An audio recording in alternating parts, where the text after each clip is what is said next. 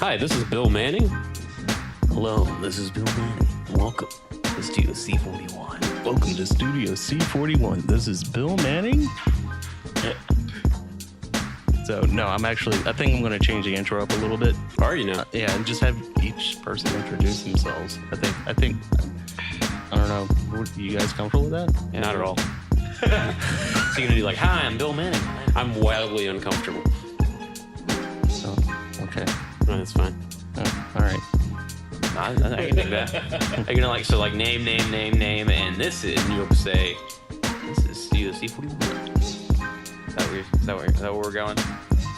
Probably, hey, this... I don't know. Like, now I'm having brain farts. I believe your name is Bill Manning. I think. Bill Manning, and are we recording this entire time? Yeah, it's recording right now. Okay, cool. This should all just be the intro.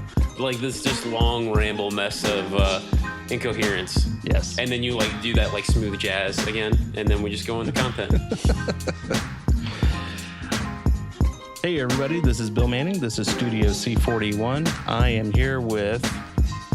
Good. Okay. What do I do? What do I do with my hands? We start with your name. Oh, okay. Hey, Stephen Wallace.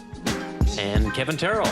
And Michael would be with us, but he's doing business stuff right now. So he'll pop in here in a little bit and we'll get him on the mic. So how are things going, Stephen? It's going pretty well, man. How about yourself? Oh, not too bad. So how did the meetup turn out? Meetup was, well, you guys were both there. So, I mean, what are you asking me for? Well, you're the organizer. Oh, yeah, that's true. Podcast. Yeah, we're talking about things. Yeah, it was great, man. We had a solid turnout. It was the first meetup we did in a couple months. And it was kind of a rainy, crappy night, which is definitely the vibe of this Atlanta summer. It's raining right now. Yeah, a lot of rain. But polar opposite from last summer. Yeah, it was horrible last summer. I mean, my face isn't melted off though yet, so I'm kind of glad for that. That's usually the risk I run every summer living in Georgia. But yeah, it was great. We still had a good, solid group of people came out. We had two young ladies model for us. We met up at Ponce City Market area, which was just always a cool area to shoot in town. Yeah, it was. Yeah, it was fun. It was mainly just hanging out. I developed some of the film today, scanned it in. It was happy with what I got. It was just a good time, seeing some faces nerding out. So yeah, it was really enjoyable. We're planning next. Don't have anything concrete yet, but our next meetup will be towards the end of August. Okay, cool. So what film did you guys use? Did you shoot at all, Kevin? I did not shoot. I'm really bad at actually shooting with other people, and I'm also not. And I'm just so used to my drive of like me out in the middle of nowhere that I didn't shoot at the meetup. But I just love hanging out and talking about stuff. So yeah, oh, that's cool, man. I mean, we had one girl who messaged me kind of last minute about coming. Who doesn't even own a film camera at all, and she was like, I kind of sheepishly, can I bring my DSLR? I'm like, yeah, come hang out. Like somebody might, give you a hard, like just jokingly give you a hard time about it. But, totally, like we want it to be like open and welcome to, anybody who's even just like interested in shooting or wants to just foster community, Absolutely. and like, get somebody into it. She just had a good time meeting new people and good. That's awesome. Seeing people use like cameras that were significantly older than her. So yeah. That's cool. Yeah. So what film did you bring? I shot entirely color film. The only thing I shot was CineStill 800T. Yeah. So I shot 35 millimeter and then 2 rolls of the 120, which I'm still working my way through, like all of the beta test film. Yeah. Like I haven't bought any new rolls of it yet. And overall, the beta film's been pretty solid. I did notice a couple of the things that they like pointed out as far as like some manufacturing issues. Like these 2 rolls had like the weird little lightning bolt pattern kind of things on it. Like looked like it was like almost like fingers of red lightning kind of spreading out into some frames. I got that in the production roll. Did you? Yes. I was a little freaked out because I thought I like opened up the film back or something, and I was getting red fog in a lot of my frames. I was like, oh my God, what did I do something wrong or something? But there was, I would say probably more than half, especially when there was like a lot of daylight that was coming in. That's when that red fog really came in. Yeah, it's really, really sensitive to it. Well, so there's the fog, and then there's also like were you talking about like, was it kind of like almost like almost like a solid like wave of red, like half of the frame was red type thing, or was it just like there was like red haze around stuff? More like a red haze. Okay, that's Yeah. actually normal.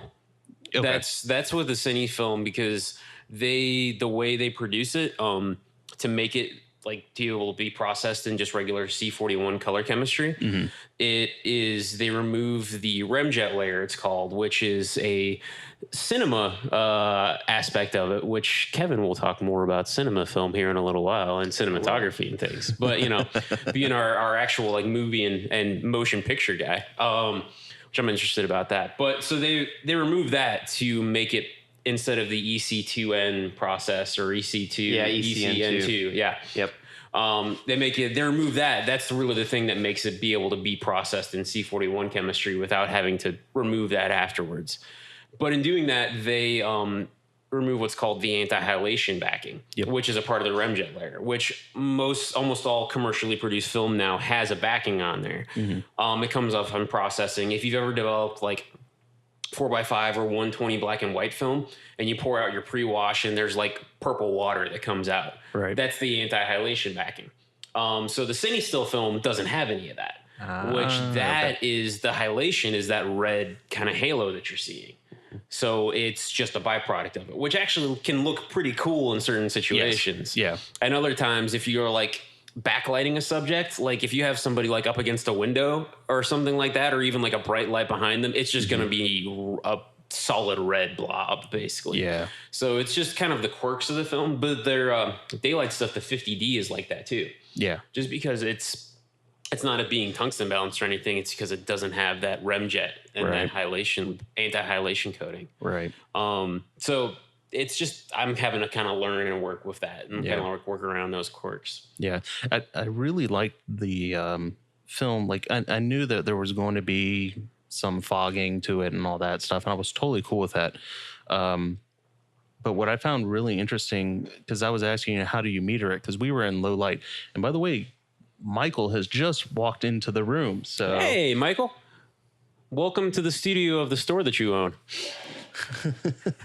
Sorry, I was busy doing y'all's stuff.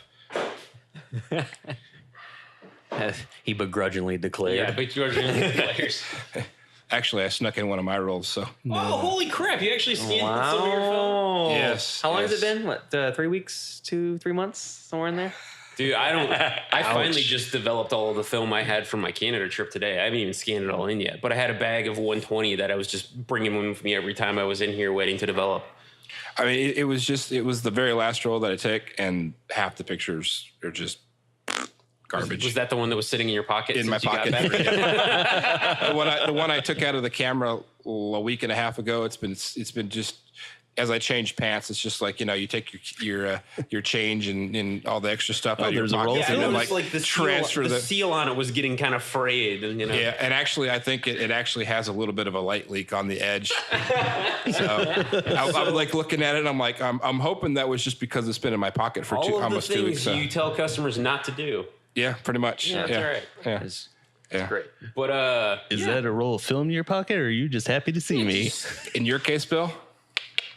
It's a roll of film. It's a roll of film. It's 100% a roll of film. Bringing it back to 8th grade. Yes. So anyway, yeah, man, you were asking about like that film and like the CineStill and metering and everything. Yeah, it was really cool because we were talking. I was like, well, this is pretty low light, and I mean, I was shooting on my Mamiya AFD2, and the shutter speeds were so slow at stock, and I was like, well, what should I push this up to? And you recommended pushing it like around ISO 1200 and then just develop it at the times for 800 or at just stock. Develop at box speed. Yeah, so I changed the metering up to average spot, and they came out great. That's awesome. Yeah, so I'm really excited to I'm cleaning up the film and everything, getting the dust off of the scans and all that stuff right now. So hopefully I'll be putting it up on the Facebook group here pretty soon. Yeah, man, do it. Cool. So Michael, now that you come in, do you have anything that you want to bring up? Any announcements or anything interesting? No, nothing. I mean, you're getting a new scanner. I was going to say, yeah. I mean, it's sort of a forced. Old Glory died. Yeah, my old Glory decided to take early retirement. I was very sad. That's the SP2000. That's my SP2000. My lovely and wonderful workhorse. She turned 18. Wow. Last February, and she died about 2 weeks ago now. So, which is, and she made my life professionally in the last couple of weeks is cut down your production. Cut me by down half, exactly. So there's been a lot of crying in a corner and staying after. Yeah. I had somebody in here yesterday. Thank you, Kevin. You're welcome. That did just a giant ton of film for me. And yesterday was the 4th of July. And yesterday was the 4th of July. Yeah, I was here till 3:38 a.m. I saw the very last beep beep. Yeah. Yep. Well, leave the door. Well, you also put it on an Instagram story. Well, there was this cool. Was it a grasshopper? It was on top of my truck, and the lighting was great, so I just had to. You text messaged me at 4:01 a.m. like, hey, I just left. I was like twitching like. You're like, oh. I was wow. Yeah. Well, What time did you get back? I went to sleep about 4:30 in the morning. No. Like I know that you left here at 3 o'clock and then went to Griffin. I don't know. It was late 10:30, almost 11. When I got back here. That explains it more because I was like, how much freaking film? And we found another role for HJ2. Yeah, there's another. Yeah. It's whatever. But yeah. So Old Glory was the scanner you had when you first started the business, right? I was like, is that what you had her when you? Yeah. That was a Wolf camera scanner. That was our Wolf camera scanner. Yeah, it came into production according to the ship and delivery dates on it. It was February of 1999. Because they weren't brand new when we got them at Wolf. We probably got them at least. I don't know any stores that got them. That depends on what store you're in. Two of the stores that I managed were actually brand new from Fuji. Oh wow. When we had 1144, the forum over there, that had an SFA 270. Was that the first one that had? No, there was a 265 was the first one to have a screen, right? No, that was an SFA. I know it was 250. Because that was the one that was at the East Cobb Avenue before my store closed. Well, okay, so you had it. So SFA 250s first had the screen, and SFA 270 has an APS conversion kit on it, which means they took a 250 and just added the ability for them to do APS in the 90s. And that's what all the Ritz stores had when they opened down here. They were all just SFA machines. And as they figured stuff out, they finally started putting Frontiers. For anybody who's not an old photo lab nerd or worked at Wolf stores or that an SFA machine is basically an analog only machine where they're really cool giant machines. enlarger. It's a giant enlarger. Yeah. Basically you would optically enlarge your prints. If you were only just ever doing prints from 35 millimeter and you only needed to go up to 8x6, they were beautiful because you'd actually they could do 8-inch paper. They could do 8-inch paper? Wow. So I guess they just never gave us 8-inch paper because we had a 295 at my first store. 295, 278. 295 was the fastest SFA they made. Yeah. That was actually what they based when they went to Frontiers and they went to the 390s. That's what they based the 390 off of. So. But so the SFA was totally analog. So the Fuji Frontiers, the printers now can print from film, they can print from digital because they're actually recording onto the optical paper with a laser, like a light jet or a lambda printer, if anybody knows anything about those. But an SFA it had no digital interface. It was only prints from film. And then we had a separate standalone little dye sub or inkjet printer for doing memory card prints and stuff. Which good old Fuji Digiprint. That's machine. Right. Which were such pieces of crap. I hear that noise in my and the feel of that kind of rubbery waxy paper. Yeah. But anyway, so that's what the drugstore still uses. Actually, I think that's why I never want to use a dry lab, man. That's exactly right. But anyway, so photo nerd stuff. And then when we got Frontiers in stores, it was like a revelation. So we could do all of our prints. We could scan in film really easily. We could, cool. Everything was in this one beautiful machine, and there were real chemical prints. They were actual like RA4 like prints on light sensitive paper that went through a chemical process. And that's what still uses here today. I won't go. I don't like a dry lab. I mean, I'm kind of, I know I'm biased and I'm weird, but yeah, I mean, I don't. I look at the pictures that a dry lab creates, and I just don't think they're as good. I mean, maybe one day they will be once they I don't think, are they any of them inkjet dry labs now, or they're all dry? Yeah. Are they all dye subs still? No. Most of them now, I think, like the Epson Sure Labs and like all of the Fujis are all inkjet. Actually, all of the Fujis, I believe, are still using either Epson inks or Epson print heads. Okay. I know that there was a partnership at some point. Yeah. So they're all inkjet. I think some of the Kodaks are dye subs. At least some of them are possibly still dye subs. I'm not sure exactly, but and then I think the Noritsus are also inkjet at this point. So because that's why most of your drugstores went to that still print on site. Went to dry labs because it requires no brains at all to run them. It's just like, changing out the ink at your home printer, which is essentially the same technology. And to the sake of a drugstore, I mean, it's like massively safer. You're not dealing with any kind of silver recovery. You're not dealing with any chemicals to mix. You're not basically having to train anybody. If like this stuff sprays in your eye, you're going to go blind unless you get to this eye wash station in a minute. Right. Well, it was really interesting. I came across an article a long time ago about somebody complaining about CVS, I think it was, or Walgreens. I don't know. It was a drugstore. I shouldn't mention their names, but I did already. So no big deal. People would send their film out. You could actually go to CVS if you had a roll of film. They would put it in an envelope, and then they would mail it out to whatever distribution. They would scan it, and then they would email you or send you a CD, but they don't send the negatives back. Yeah, there's a couple of, I think it's CVS that does it, or all of them do now. All of them do now? They don't send back negatives at all? Not all of them. Wow. You still have a couple, like here in Atlanta, you still have a couple of random CVS's or Walgreens that still have a wet lab in the store, but that's just because they're busy enough that they can justify it. Then you can justify it. But most of them, I got a couple of friends who worked for Noritsu, and they've been slowly over the last probably 5 years just yanking all of the Frontiers, all of the old Noritsu, RA4 and film processors, and putting in dry labs or some sort of, or sometimes nothing at all. So where now all of them send their film out to somewhere. I've never been able. It's either it's probably either Fuji directly or some main hub somewhere in the United States, and then your negatives get processed and essentially digitally returned to whatever store you've dropped it off at. They print them there. The unfortunate thing is if you ever wanted to do something more with what you get back from that, other than like say 4x6, 5x7s, the resolutions are not that great. So they're probably less than a 3 million pixel image, I think, is from what I remember. Wow. That always just freaking kills me. Even like when there's we'd have customers at Wolf, or you have guys here even who don't ever want their negatives back.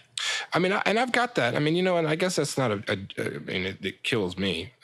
I have a hard time throwing them away even when I'm told to, but it's irresponsible. Because film, no, it sincerely is, because you can, I got the cloud, I got a hard drive. It's like, but like if you can if you properly store your negatives, that's an amazing archive.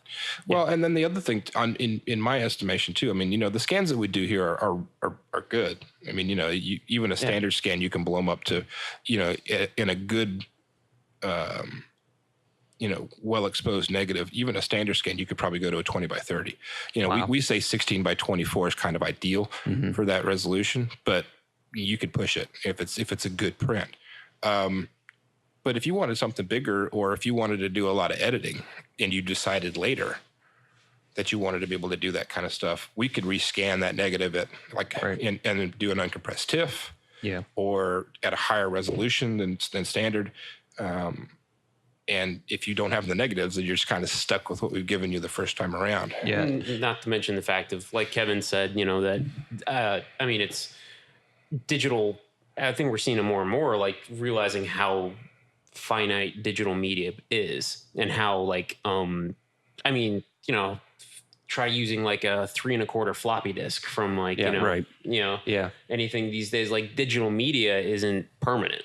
Yeah, I mean, nothing's. I mean, nothing's permanent. But yeah, absolutely. I mean, there's that whole thing of like, okay, it's like, yeah, I'll get a hard drive. It's like, well, you get a 1 terabyte hard drive, let's say, right? Well, we got to get another 1 terabyte hard drive to back that up, and then you might as well go buy a cloud account and back up that other, because it's like you need to have repetition. I mean, like otherwise, it's you're just taking time.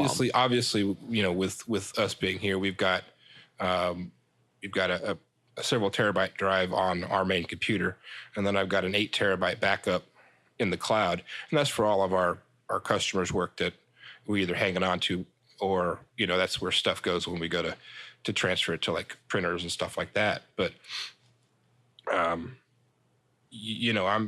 as we sit there and we're talking about it, there's a couple examples back in the lab. I've got a hard drive, 2 memory cards, and a thumb drive that are all in lab for recovery, which means that there's pictures on these things that people have stored, and they can't retrieve them because the hard drives have crashed. Yeah, right. So, and the interesting thing, there was, I don't know if you guys have heard of him, Vinton Cerf. He's quote unquote the actual father of the internet, unlike Al Gore. Vinton Cerf, he's actually, I think last I checked, he was VP over at Google. But he was the guy that was in the room where they sent the first message on TCP/IP, what we know as the internet now. And he gave a really cool talk about where we are heading into a digital dark age. And what was really cool about that is he was talking about how much information that we have been storing in hard drives and floppy drives and all that stuff. And we're going to progress as technology and time progresses on. Being able to access that technology is not going to be easy. It's going to be very difficult, especially when you're kind of seeing it now. I mean, Apple's pushing USB-C now. The formats are changing. So there's going to be a time down the road where we may not even be able to plug in our USB drives 40 years down the road now. I mean, it's happening already with hard drives. I mean, look at it. Can you find at like your local Best Buy a SCSI 320 connector to hook up your old 400 megabyte hard drive? You're not going to find it. So it's already happening, and that we're going to reach a certain point where we're not going to be able to find that data anymore. It's amazing. And that's why when I went on this trip, I really wanted to shoot not only the 4x5 but negatives, because I physically have something. Film has been around for 125 years, 130 years, I would say. In the current form that we have, like being like, 35 millimeter. And, like an actual, like, the emulsion, Yeah, versus like a wet plate or like glass plate, or, I mean, even like even glass plate negatives, I mean, shoot, you have a daguerreotype. Daguerreotypes are like almost 200 years old at this point. Right, but we can still digitize it. We can still change the medium on it. And that technology has been around for so long that the chemicals are easily accessible still, or you can make them on your own, to a certain point. So it's really interesting. So, I mean, like, for example, the 4x5 that I shot, I ordered some Velvia 100 from B&H. It was expensive. It was $72 for I'm trying to remember. What, 10? 25 sheets. Okay. Yeah, for 25 sheets. I'm actually surprised that you were able to get it, because they discontinued that. The Velvia 100? Velvia has been discontinued in every format. Velvia 100 has been discontinued altogether. Really? Yeah, they discontinued it a couple years ago. There's 50 available, right? Not in sheet film. Not in sheet? Yeah, really? They're only making, unless they changed it, which it doesn't seem much like Fuji, but they only are doing like 35 millimeter and 120 in Velvia 50. They're still doing Provia in sheet film, but that Provia was going to be the only slide film they made in sheets. Interesting. I'll have to double check that, because I mean, I just went onto the website and just ordered it, and there's just probably came right still in. A lot of stock. It's not like price. Yeah, but probably be also the price of it too. Right. But that's cool that you're able to find it and shoot it. Like I had my friend Mike, like stockpiled. He sold his 4x5, but he stockpiled a bunch of like Velvia 50. I think he still has some in his freezer, even though he doesn't have a camera to shoot it in. But he knew he wanted to like keep that sheet film around. Yeah. And so what's really cool, so the print came out amazing. So Michael helped me out in learning how to develop E6 process, which actually was not a complicated process. It's not terrible if you have like a rotary processor. Right, Yeah, It's just a little slightly stressful. Yeah, I was very attentive about the times, making sure that, was changing the chemicals out right when the time, called for it to change out. So, but I mean, the image came out amazing. It was of the Grand Tetons TA Molten Barn, and I'm looking at this. I'm like, I physically have something now, and now I have a whole bunch of options on how I want to scan it. Yeah, I can scan it on my flatbed, but there's so much pride in this particular image that I just want to get the best quality out of it. So I'm reaching out to a couple places like PPR, where they have their Hasselblad. I think it's FlexTight X5, and which is a virtual drum scanner. And then I also reached out today to Pixel Inc. out in Athens, and they have an Imicon, which is very similar to the Hasselblad X5. And so I'm going to get a really, really high resolution print done or a scan. And so I'm really excited about it, but I still have that negative. So as technology gets better and better and better, the scan will get better and better and better. Yeah. So I can go back to it. Very similar to like Ansel Adams, where he was reproducing prints 30, 40 years down the road, and he was making amazing prints based off, because the technology, as far as paper went, I mean, I'll consider that as technology. Oh yeah. Absolutely. It changed completely. And so he's like, I'm going to run another batch of this. And that's the amazing part of it. And so that's kind of why I feel like that. Yeah, you can shoot digital and all that stuff, and you can fill up your hard drive and stuff like that. But if you're not attentive to updating and transferring that data constantly, you're going to get to a point where those files are gone. Oh yeah. I mean, I have 4 terabytes of images, and I'm just because I work in IT, I'm terrified of data loss. So I don't delete anything, even the images from, that didn't make the cut that went to a client or something like that. I still keep them, and it's just piling on and on. And well, on. that was the other half of what I was saying. I've got a couple of things back there. Like I said, I've got digital media that we're physically having to try to recover images, because to be honest with you, I've never run across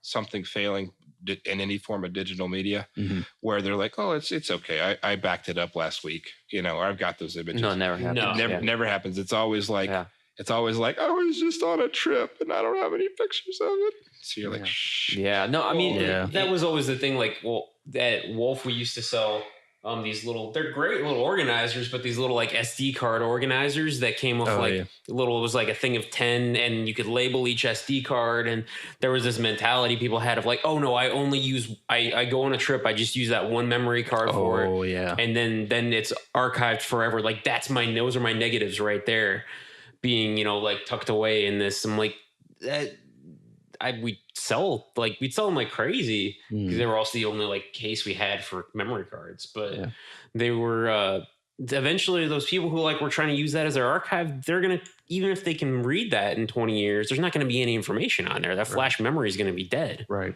You have to, no matter what you're shooting on, any platform, if you're digital or not, or you need to back up in multiple capacities. For sure. Yeah. I mean, in instance, you can make the same argument, it's like, well, your house will catch on fire, in a sincere note, you can lose all your negatives. When we were, I mean, that's like the most extreme. Yeah. That literally is like the most extreme, like, well, negatives, your house could catch on fire and all of your stuff's gone. But if I have it in the cloud, well, that argument is like, okay, yeah, it happens. Well, I'm saying you need additionally to your negative. But in all of the years that I've been doing this, I have had far more people come in with corrupted memory cards, hard drives, and whatever else, thumb drives, than they've come in and had a house fire or something like that. Yeah, What I've got back there right now is I've got several people that are bringing in negatives from anywhere from the 1940s, 1930s, all the way through, the 80s, the 90s, for us to either make more prints or digitize them to. Yeah. And the nice thing about corrupted analog archives is that they're recoverable usually. And if you get corrupted too far digitally, I mean, you're gone. There's no information there. You can't read, I mean, like if you find an old torn up print, you've got an old torn up print you can scan and restore and do something with. For sure. Yeah. But I mean, a CD that's broken in half, you're not getting anything. The point of the conversation is the physical is always better than the digital, because essentially the digital is imaginary until such time as you put it into something tangible and physical to put in your hands. Whether it's making a negative out of a digital image, which you can send off and have that done. It's expensive as heck, but you can. I didn't know you could do that. That's pretty cool. You can, yeah. And actually, I'm kind of negotiating. That's what you should be getting before you get like a cine film processor here. Well, that's true, but at least I found. Well, we'll talk about that later. But we're actually looking at we're getting a film recorder essentially. If one of our wonderful customers brings it in, drops it off, but to be able to take a digital image and actually make a slide or a negative out of it, which is kind of cool. I mean, and again, that makes it a nice tangible thing. Yeah. But even making a print, like you say, even if you have a print, then it gets beat to death, you can always scan it, restore it, and then make another print. Yeah, for real. You know what I mean? Which is perfect because I went to the Booth Museum, and I was going to bring this up later on at the end, but I think this is a really good opportunity to bring it up.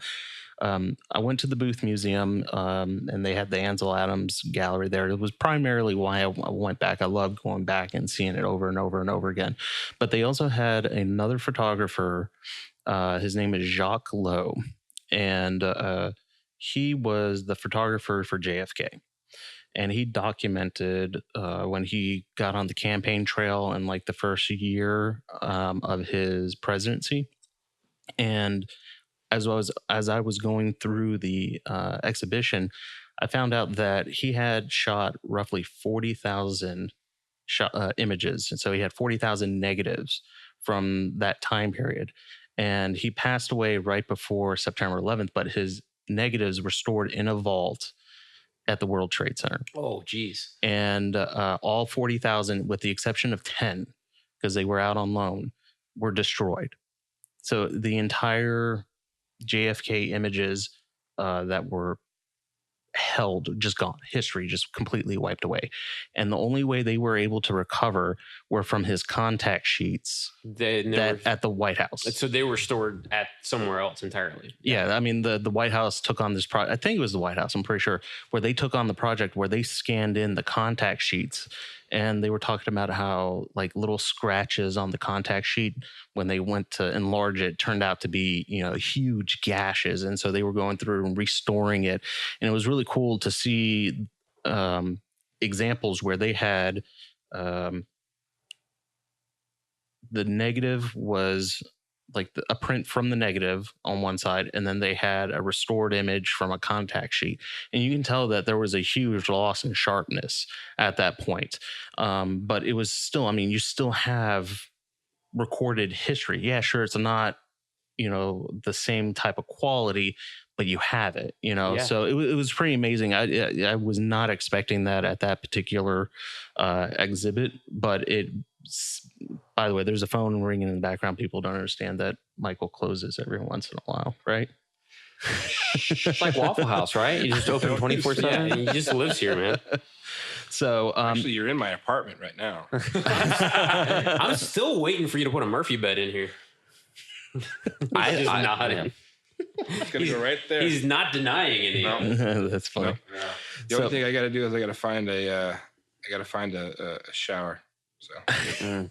Well, I mean, you guys think over there. Yeah, exactly. Yeah.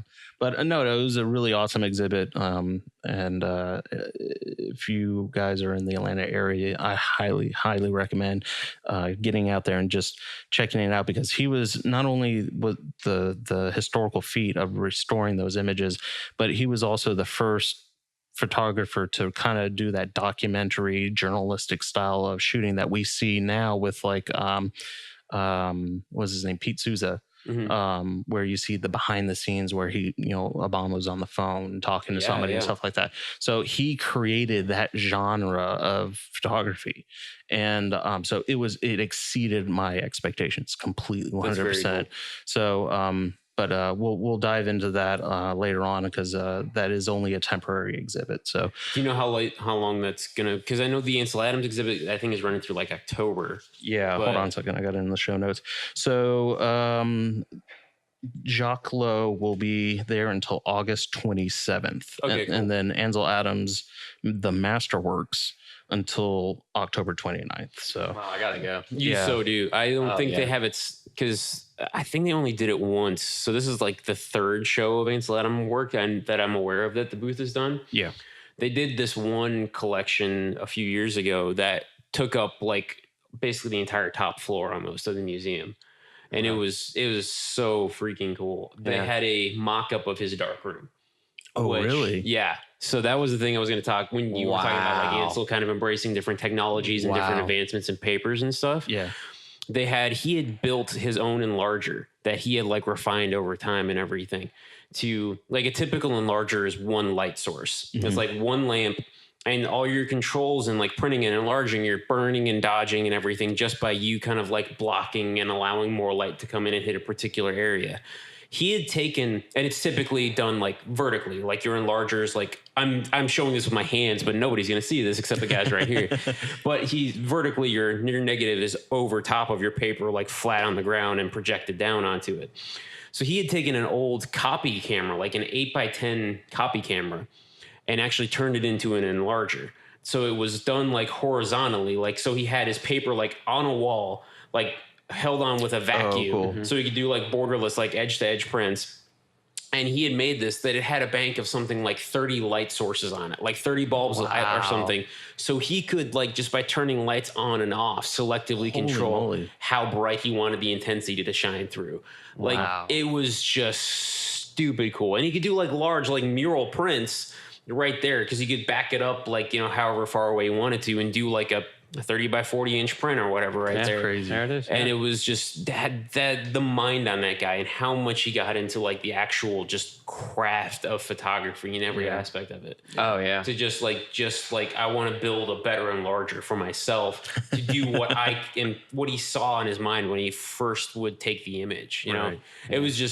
It was so cool to just see that. It wasn't the exact enlarger. They like you could tell it was like built out of like plywood and cardboard, and it was very much like this is a museum exhibit. All right. But it was still just cool to think that was the same kind of thing that he was using pretty much right up until his death. Yeah. And I don't know if I've never been to Yosemite. One day I'm going to get there and probably just never leave. But the Ansel Adams gallery that's there, they still do optical prints from some of his negatives that you can buy, like these certain editions of prints. If you go online, they're all like varying degrees of cost. Like the actual ones done by Ansel Adams are like the cost of a nice used car, and then it goes down from there. Oh, it's more than that. I remember seeing one print. It was huge. I can't remember the size of it, and I was like, "Oh man, that looks awesome! I would totally love to have that type of print." And then I looked at the price tag, $60,000. Oh yeah, I was like, it's not surprising. No, never mind. Yeah, but yeah. So I don't know if they still use his enlarging equipment or what for it. Right. But the cool thing is, I know we're totally getting off on a tangent, but so if anybody ever wants to like totally get nerdy on this, it's the University of New Mexico, I want to say. There's a place called the Creative Center for Photography that Ansel Adams founded with a few other photographers, like I think Brent Weston, who is Edward Weston's son, and a few other photographers like went in and founded this place at this school. And it's a state school, so you don't think of it as like this high, elevated level, but they wanted it specifically to be very accessible. You can actually go to this school and you can physically print from some of Ansel Adams' negatives, like his actual negatives. And like there's these masters like Edward Weston, they got all these people of the time, Phil Strand, Imogen Cunningham, like kind of the part of this group, this F64 group, to donate their negatives to it. So you can actually very highly supervised, but you can go in and want it to be like see this image and you could get the experience of like, how can I work with this image? How can I kind of recreate what he did? How can I make it my own? How can I, and I have no idea what the stipulation is. I don't know if you can like walk out of there with and be like, I printed an Ansel Adams negative, or like you have to be like, you know, sorry, you don't get to keep this, or whatever it may be. But just, that's always been like a dream in the back of my head. Like go and like physically, tangibly, like get a chance to like just even see one of those negatives, you know? Was it like The Last Crusade where you cross the crest and then like it falls apart and then you lose the print? Like if you go to a certain point, if you drink from the wrong cup, if you try to take that print outside with you, you turn to ash. And yeah, I bet it would be like that. You have chosen poorly. That's exactly. So that's like on my bucket list of like photography pilgrimages is what I want to make sometime. So I also one of mine is I want to go to Rochester. Take a tour. Oh yeah. I went to Rochester for like 3 hours. We made a road trip. You know, I so want to go back, but we got to go to the George Eastman house, the museum that is George Eastman's old mansion. Yeah. We got there like not even an hour before they closed, and we're like, please let us in. We came from Atlanta. We just drove from Niagara Falls to get here.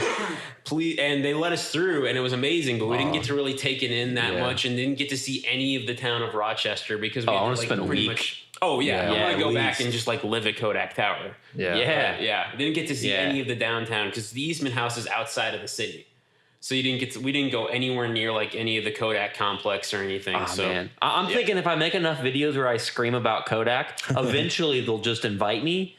So you know, that's what I'm hoping. Like there's some people that like we can even talk to about like if you get to Rochester that could probably give like factory tours and stuff. That'd be incredible. But I would love to. Bill, you were talking about you were standing where Ansel Adams once stood. Oh man, yeah. I was at Grand Tetons, and I was standing at the very spot that Ansel Adams was standing at when he shot the Teton Snake River picture, and not to get wax poetic about it, but go ahead. Yeah, I mean, I stood there for literally an hour just taking it all in, just because photographically, everything made sense at that point. Like you see the image and everything, and you say, "Oh yeah, that's nice competition with the river going leading into the Grand Tetons."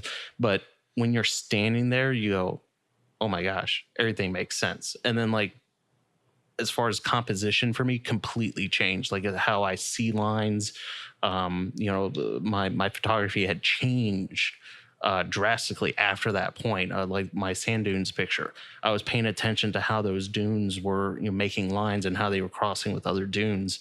And one of my favorite pictures from that trip was a backpacker way off in the distance, and you had these dunes that are crisscrossing each other, and I look at that and I love that picture because you have the lines, but not only that, but now I'm looking at it and going, there's a sense of scale to that, because if that backpacker wasn't there, then you kind of have no reference point, right? Yeah. So I'm now attentive to those things, and everything starts to make sense, especially now when I went back to the Booth Museum and I saw that same print.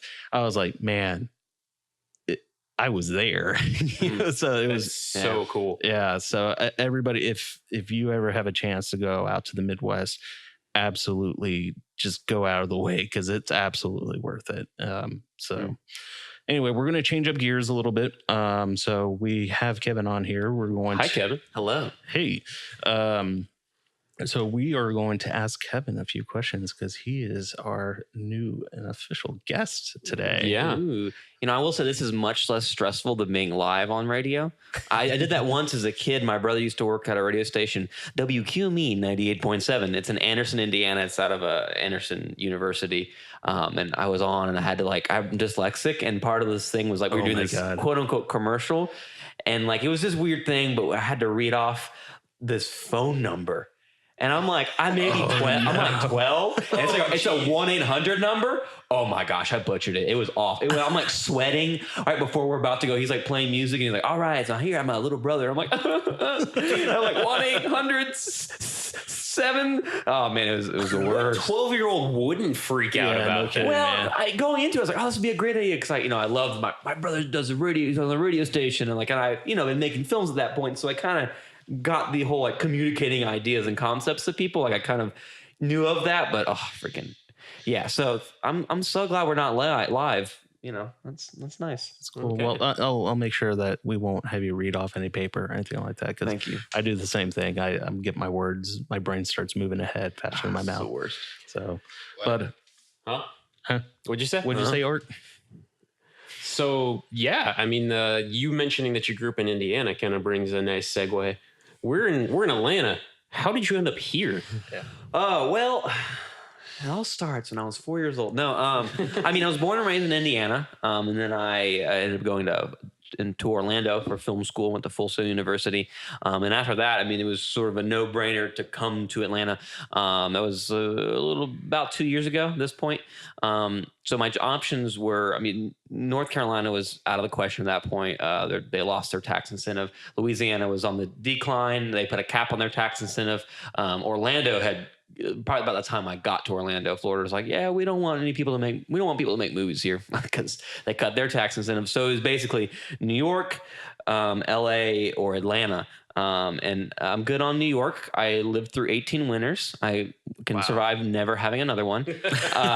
And nothing really about LA sounds attractive to me. So I was like, sweet, packing my bags, going to Atlanta. And I moved to Peachtree City of all places. So that's how I ended up from that giant move all the way over here. And so, yeah.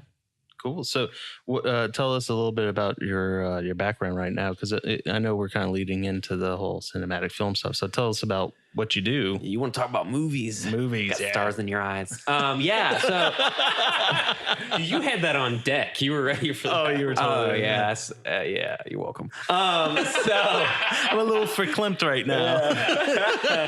yeah. So I love when people, Kevin, what do you do? I'm like, well, a lot of things. I'm in movies. Well, hey, I Put on sunglasses, pull out a cigarillo, and walk away. yeah. So I do a handful of things, sort of like to pay the bills, if you will. I work as a set lighting technician or a electrician on set. A set. What was the actual Set lighting technician. set lighting? That's like the fancy term. Basically, most people refer to them as electricians, or if you want a slang term, juicer. And if you're a grip and you want to make fun of juicers, you refer to them not always lovingly as juice bags. That's sincere. That's phenomenal. Wow. Yeah, but he got on the radio and was like, what up, juice bags? They would probably be slow to run you power. But anyway, so I do that. And I also, so that's on, I'm in 479. That's the local IATSE union. So I do that. So for bigger TV shows and features, I work as a set lighting technician. For smaller indie stuff, I work as a gaffer or a cinematographer. And a gaffer is essentially the right-hand man or woman to the cinematographer. They're there to execute the lighting that the cinematographer wants. So they're, very much, they're a craftsman, I would say. They're a technician, but there is some art to it. But there's a lot of cinematographers like, hey, I want this. And they're like, all right, we'll make it happen. So I do a lot of that.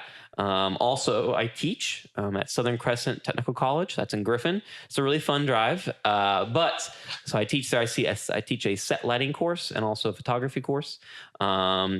I was once more formally employed, actually, by Michael. I worked here at the lab. Now I kind of just loiter, really. I think we all do. It's a good description. Yeah. It's a good place to be. Just kind of pop in like Kramer. Hey, what's up? I don't know. I was kind of the first. I was kind of the first one to do this. So you guys are kind of like stepping on my junk. You're welcome. So I do that, and then I do a lot of film photography.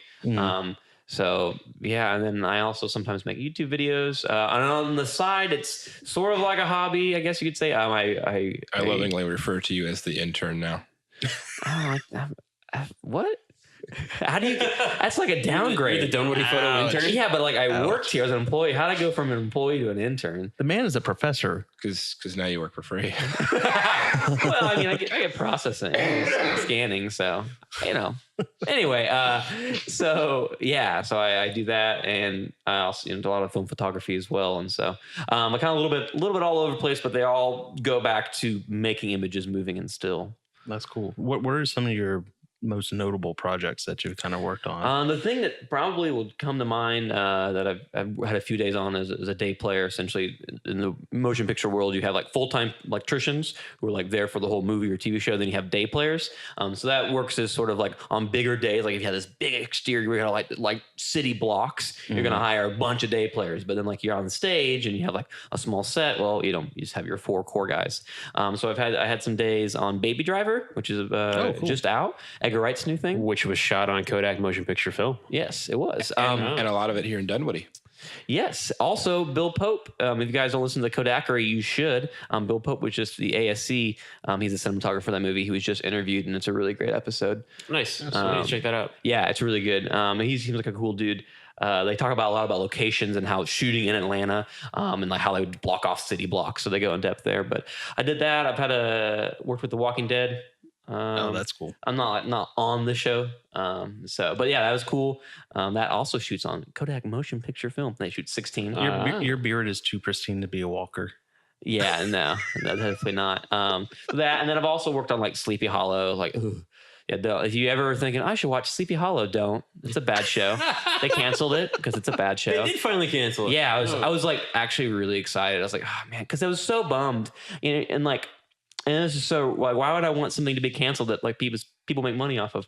It's mostly because like it was such a great concept and the sets were gorgeous. Like the sets were absolutely beautiful. Oh, yeah, it looked amazing. Oh, the yeah. previews and just the ads you'd see on TV. And oh, yeah. And then they come in, they light it like poop, and then they just then they take this crappy image and just crush it in the gray. They're like, oh, contrast. Oh, it's like a high schooler who just got Photoshop and they're like, oh, what's this saturation slider do?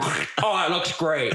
Right? They do that crap. And then it was just. So you hated the show for just the way that it was like poorly produced. Yeah, Not I'm necessarily like the idea. I'd go home after being on set and be like, why isn't this better? Like, no, like people would not care. And like my roommate Lex was like, Kevin, I think you care more than the people who make the show. I'm like, I probably it's not do. like the concept of like Ichabod Crane being like basically like in stasis for 200 years. No, whatever. Cool. I'll take that. I thought the concept was cool. And that's really frustrating. Like when you work on like awful things, like I've been on some bad rap music videos, which I'm not even going to name what I've worked on. It's like a little shameful.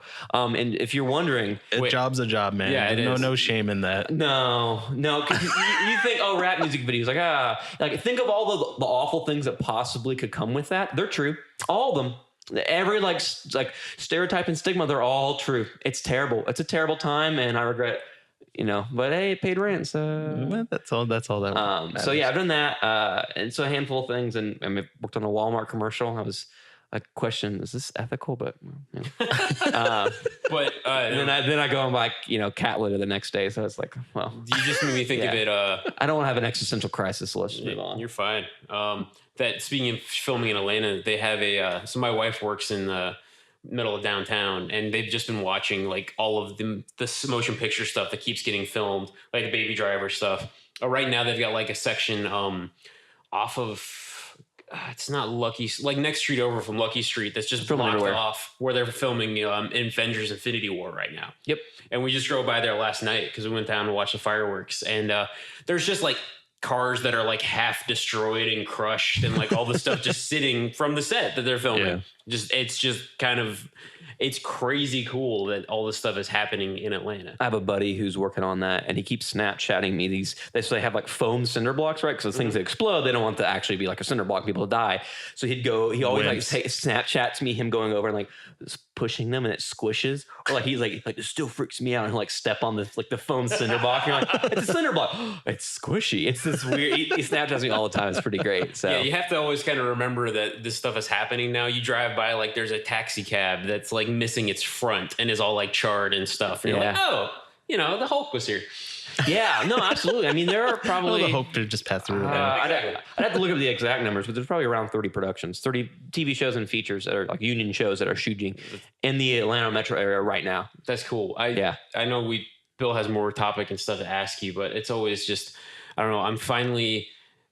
I love the fact that some of this stuff is finally actually now taking place in Atlanta, not just happening to be, they're not just like filming in Atlanta to make it New York, or they're not just like, you Right. know, which I guess that's always been like a movie thing. That's always Yeah. been, they'd film in LA to make it New York. They'd film in wherever to make it LA. They, you know, Yeah, absolutely. that's always just, you know, you film Or they wherever just you rewrite can. the beach. It's like, oh, we don't want Miami Beach. Well, somewhere else. You know, obviously Miami's a little hard to fit because Yeah. it's such a strong thing. But they it's don't. cool to see some Yeah. things that actually are like filmed in Atlanta and take place in Atlanta. Or Yeah. like, you know, Yeah, for my friends who've seen Baby Driver, they say it's very much like, oh, this feels like Atlanta. They like a lot of Atlanta landmarks and different things, and I think it's really neat. And I think there's a lot to appreciate, you know, about the city. And I mean, I personally, I hate cities, like pretty much exclusively. I'm not really biased about that. It's like all cities bad.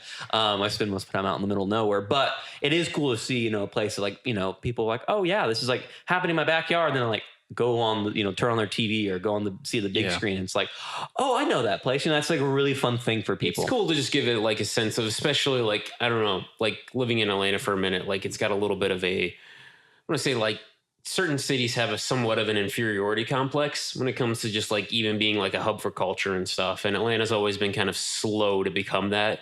So I think it gives people somewhat of a sense of place and pride to see like, you know, no, like this is a city that's worthwhile. Like you can have something take place here. You can be proud of the fact that we're living in Atlanta and that, you know, you can drive by and see something like, you know, I don't know, the view from Jackson Street Bridge and be like, you know, that's downtown Atlanta. That's awesome. That's an iconic skyline too. Yeah. You know? It's kind of cool. I live in Ball Ground, which is just north of Canton for anybody that's wondering. So it's a little small town, but they filmed a movie that's getting ready to come out this fall, American Made, which is with Tom Cruise.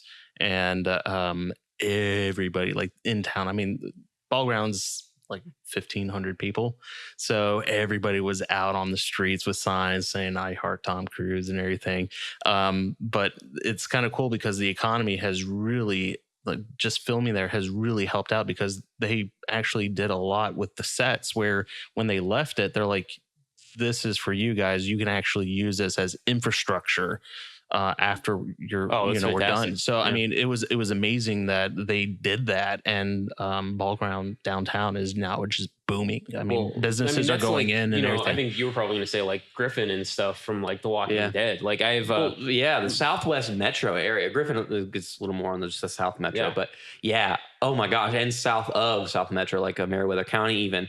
Walking Dead has done a tremendous, great deal economically for those places. Yeah, like my brother-in-law and his wife live in Hampton, Georgia. Okay, so like they're right there, Griffin, Noonan area. Yeah, and like downtown Hampton, downtown Griffin. It's like all of this infrastructure has been built and is like continuing to build, and it's brought a boom. It changed Sonoy.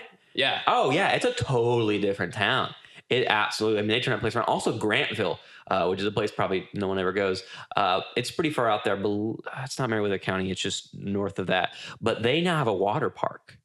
So And so what happened was, like Walking Dead or any show comes into town, they're like, hey, we're going to pay you money to use your locations, right? And that, and it's moving like people, part of the issue with like keeping tax incentives is all films and all TV shows are temporary jobs. They are part-time jobs. What government people like to see are permanent jobs. Like a factory moves into town. Oh, that's jobs for X amount of decades. That's great. Right. Movies, it's hard to say, oh, this lasted for 3 months. Oh, this lasted for 10 months. And then when it goes away, the company closes and they move on, and that's just how it works. But you got to consider, like, so a movie comes into town like Grantville, right? So you have to pay cops to block off streets, right?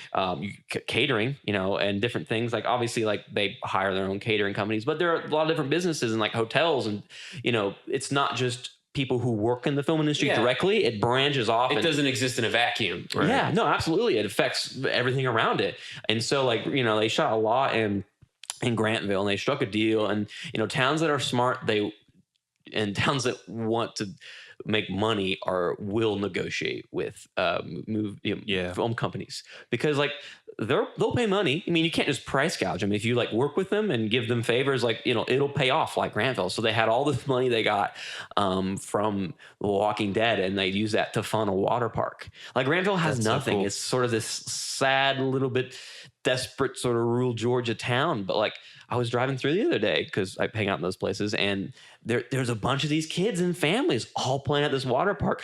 This place, this area would not have existed. Like that, that 9-year-old kid who gets to play in that water park and have a great summer would not have happened without The Walking Dead. So like, you know, yeah, they blocked traffic, and yeah, it's annoying sometimes, but also it turned a town around like Granville. Is there like, have you seen, or is there a worry that these kind of cinema booms absolutely. just as easily like fall? 100%. Yeah, no one thinks it's going to last. I mean, some people who wishful thinking, it's hard to speculate, right? You know, because you can say, oh, it's going to be here forever. But so the biggest concern right now is once Nathan Deal's out of office, a new guy's going to come into town and be like, all right, because every governor, right, they have their thing. Every politician has to owe somebody something, right? And so they have their list of priorities and their list of people to help out. And so it's tax incentives for movies industries are slightly misunderstood. But the thing is, like, no one shoots movies in Indiana because there are no tax incentives, right? You know, also, well, you know, there are other reasons, right? Like, unless you want to make Field of Dreams again. Yeah, I mean, you could make movies in Indiana. I mean, it's pretty flat. I mean, it's not one of the great things about Georgia is it's so versatile, right? You have the coastline, you have like northern Georgia with mountainy areas, and you have, you know, south of Atlanta, it gets pretty flat, it gets kind of sandy. You see some palm trees, you can fake that as Florida. So there's a lot of range, but You got some swamps. yeah, absolutely. It's a wide variety, and the only downside I see is it's pretty friggin' hot. And That is the downside to living in Atlanta. It's humid. Yeah, I've been dealing with that for the last 20 years. Yeah, for sure. But yeah, no, everyone's always nervous. Everyone's always like, this is temporary. Some people think it's going to last longer than others. But I mean, if it makes money, or not just makes money, but if it saves money, if it's cheaper than shooting in LA, we'll shoot here.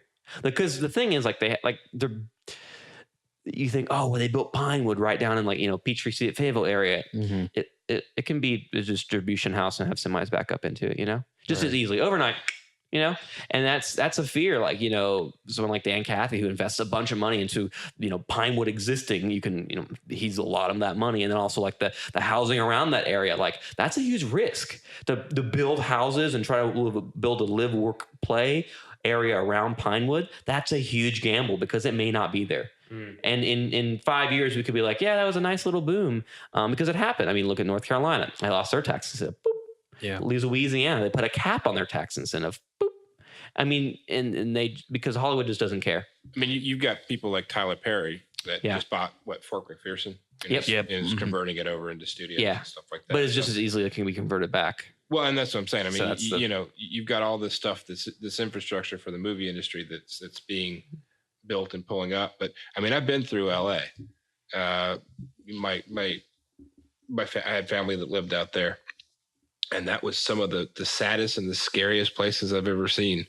You would just go city blocks full of empty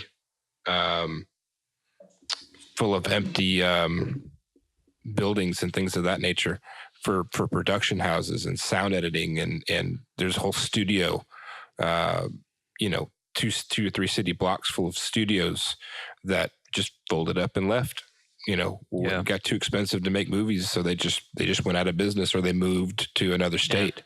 So you know, even somewhere as prolific as Hollywood, California, all of a sudden, you know, you've got just giant empty places.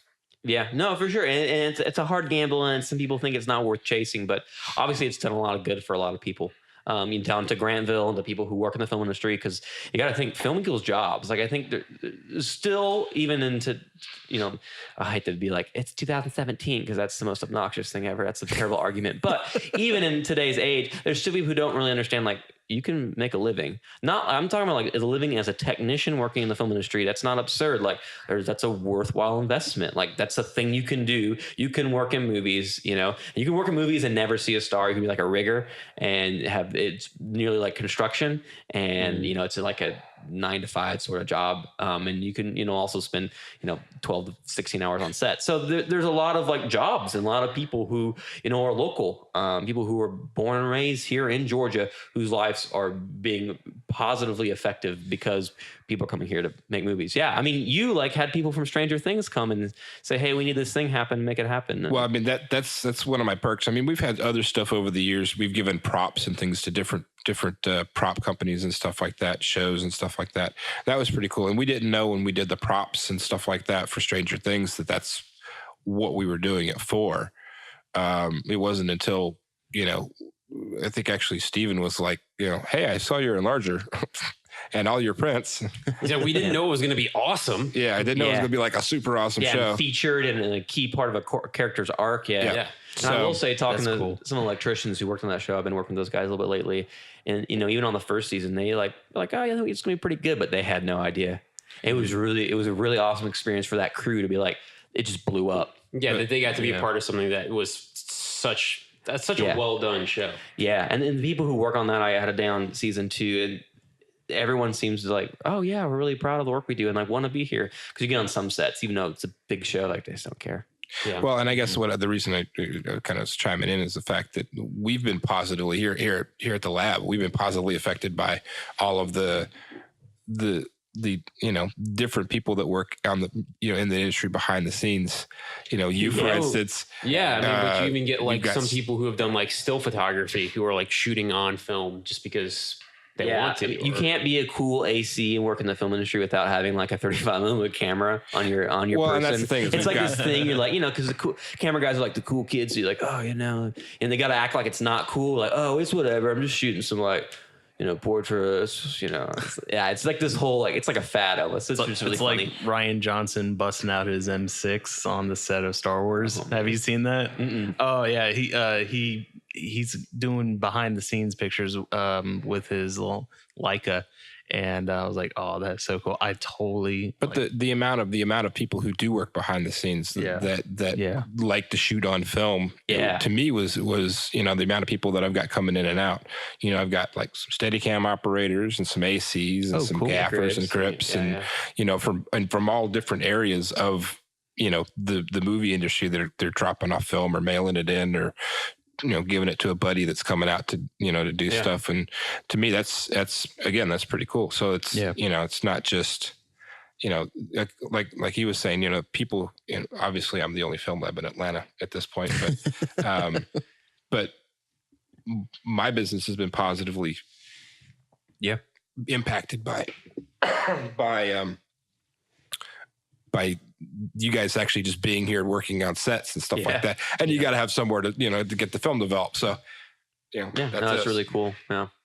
So, and that kind of leads into like, how did you get into like, how does one get connected in the film business? Like, I know you mentioned that you were in a union and all that stuff, but like, how does someone, let's just say I graduated from college with like a background in filmmaking and stuff like that. How does one start getting connected into like, how did you make that connection into making movies or something like that? Yeah, absolutely. It's all about who you know.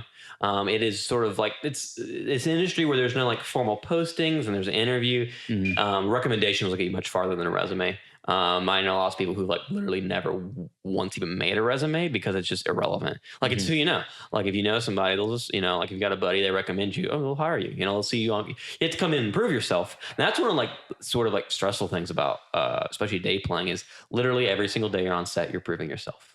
And you're only as good as like your last 30 minutes sort of thing. So like, and it's not a thing where they probably won't just, you make a mistake, it's big enough, it may like get out of here, but most of the time they'll just not hire you back. If you kind of suck, if you're like meh, if you're not a hard worker, they'll just like, well, man, we'll see if we can fit you in sometime, and then they just won't call you. Yeah, don't call us. Yeah, we'll call it was so for me personally was I was leaving Full Sail. I was clear I was going to go to Atlanta. I had a buddy Trent. Who was really good friends. Him and I explored a lot when we were in Orlando together. And so he lucked out. He met some other people. He got in the union right away. And then he got me some gigs doing some video playback work. So that's with like any screen you see on screen, you see a cell phone or a TV screen or a computer screen, right? If it's not a green screen thing that's done in post production, they'll just do it on set. So that's called video playback, and you have to have a video playback operator to like load the graphics and like operate it. So I did some of that on Sleepy Hollow. That was really great. And then because I could join the union, you get names and numbers and info, and you get to say, hey, this production's in town. Like, this is the gaffer. This is the Best Boy Electric. I'm like, all right, ring, ring, ring. Hello. It's just about cold calling people. Yeah. And then, also doing a lot of free work. One of the things I tell my students all the time is it's so worthwhile to like join Facebook groups and heck, even Craigslist. Now you're going to have to wade and be very selective, but when you do that, you show up, if you work really hard. And like for me, it was great. Like I was worth some crews. I wasn't really fitting in. I did a freebie for a guy I met on Sleepy Hollow. He was in a different department. He was directing a thing. I met him and I just was like, hey man, I saw you're doing a free thing. Let me come out and help. And I did. And the people I work with are like, oh dude, you're really great. Like, are you on a show right now? I'm like, no. They're like, all right, cool. We'll call her. And then the next week I get a call from, or a text from the Best Boy Electrician. He's like, hey, blah, blah, blah. When I work, I'm like, heck yeah, dude. That's cool. So yeah, just, if you want to get into it, there is I'm not the most pro union person in the world, but there's some value in that. Yeah. And then just joining groups and can connect with people, because that's essentially how it is. It's networking. Yeah, there is a group that I'm a member of it, but I'm not very active in it because the times that they meet up, is right when I'm getting off from work, and it takes me an hour to get home. Or get to Canton, but it's the Cherokee County Film Makers Group. And so there's people that are actors and actresses. I guess that they just stick with just actors. I think I've heard the term actress kind of has worn away. So actors, but they're like on IMDb and stuff like that. It was really cool. And so everybody collaborates and says, hey, I got an idea for this short film or something like that. Or the Atlanta Film Festival's coming up, let's do something. And then everybody gets together and collaborates, and then they start doing events, going to like the debut of that film and everything, and it's really cool that they're doing that, and they're actually going out and meeting other people. And especially being in the Metro Atlanta area, you're going to run into somebody that's noteworthy for in a large production film. So, I mean, Facebook groups is a very valid suggestion. So unfortunately, I just, I'm here doing this podcast instead. That's pretty cool. I wouldn't say unfortunately. No. I'm absolutely. I felt like that this was a path that I wanted to take rather than going down the film industry. I mean, I would have absolutely loved to explore that area, but if anything, film is changing, right? This whole and it's very, very rapidly, obviously, with the advent of Netflix and then YouTube, and this conversation's been had 1,000 times, but we're at a point where we don't really know what the future holds for how people are going to consume that medium. Obviously, screens are getting smaller and smaller, as in from a giant 40-foot screen to your cell phone. But I think the way we make films is slowly changing too. I mean, there's a lot you can speculate a lot, but I mean, doing one thing that's not quite traditional, like, oh, there's a feature film, it doesn't mean it's not worthwhile, because the future is not laid out. We don't know exactly where things are going to go, and VR and all this stuff.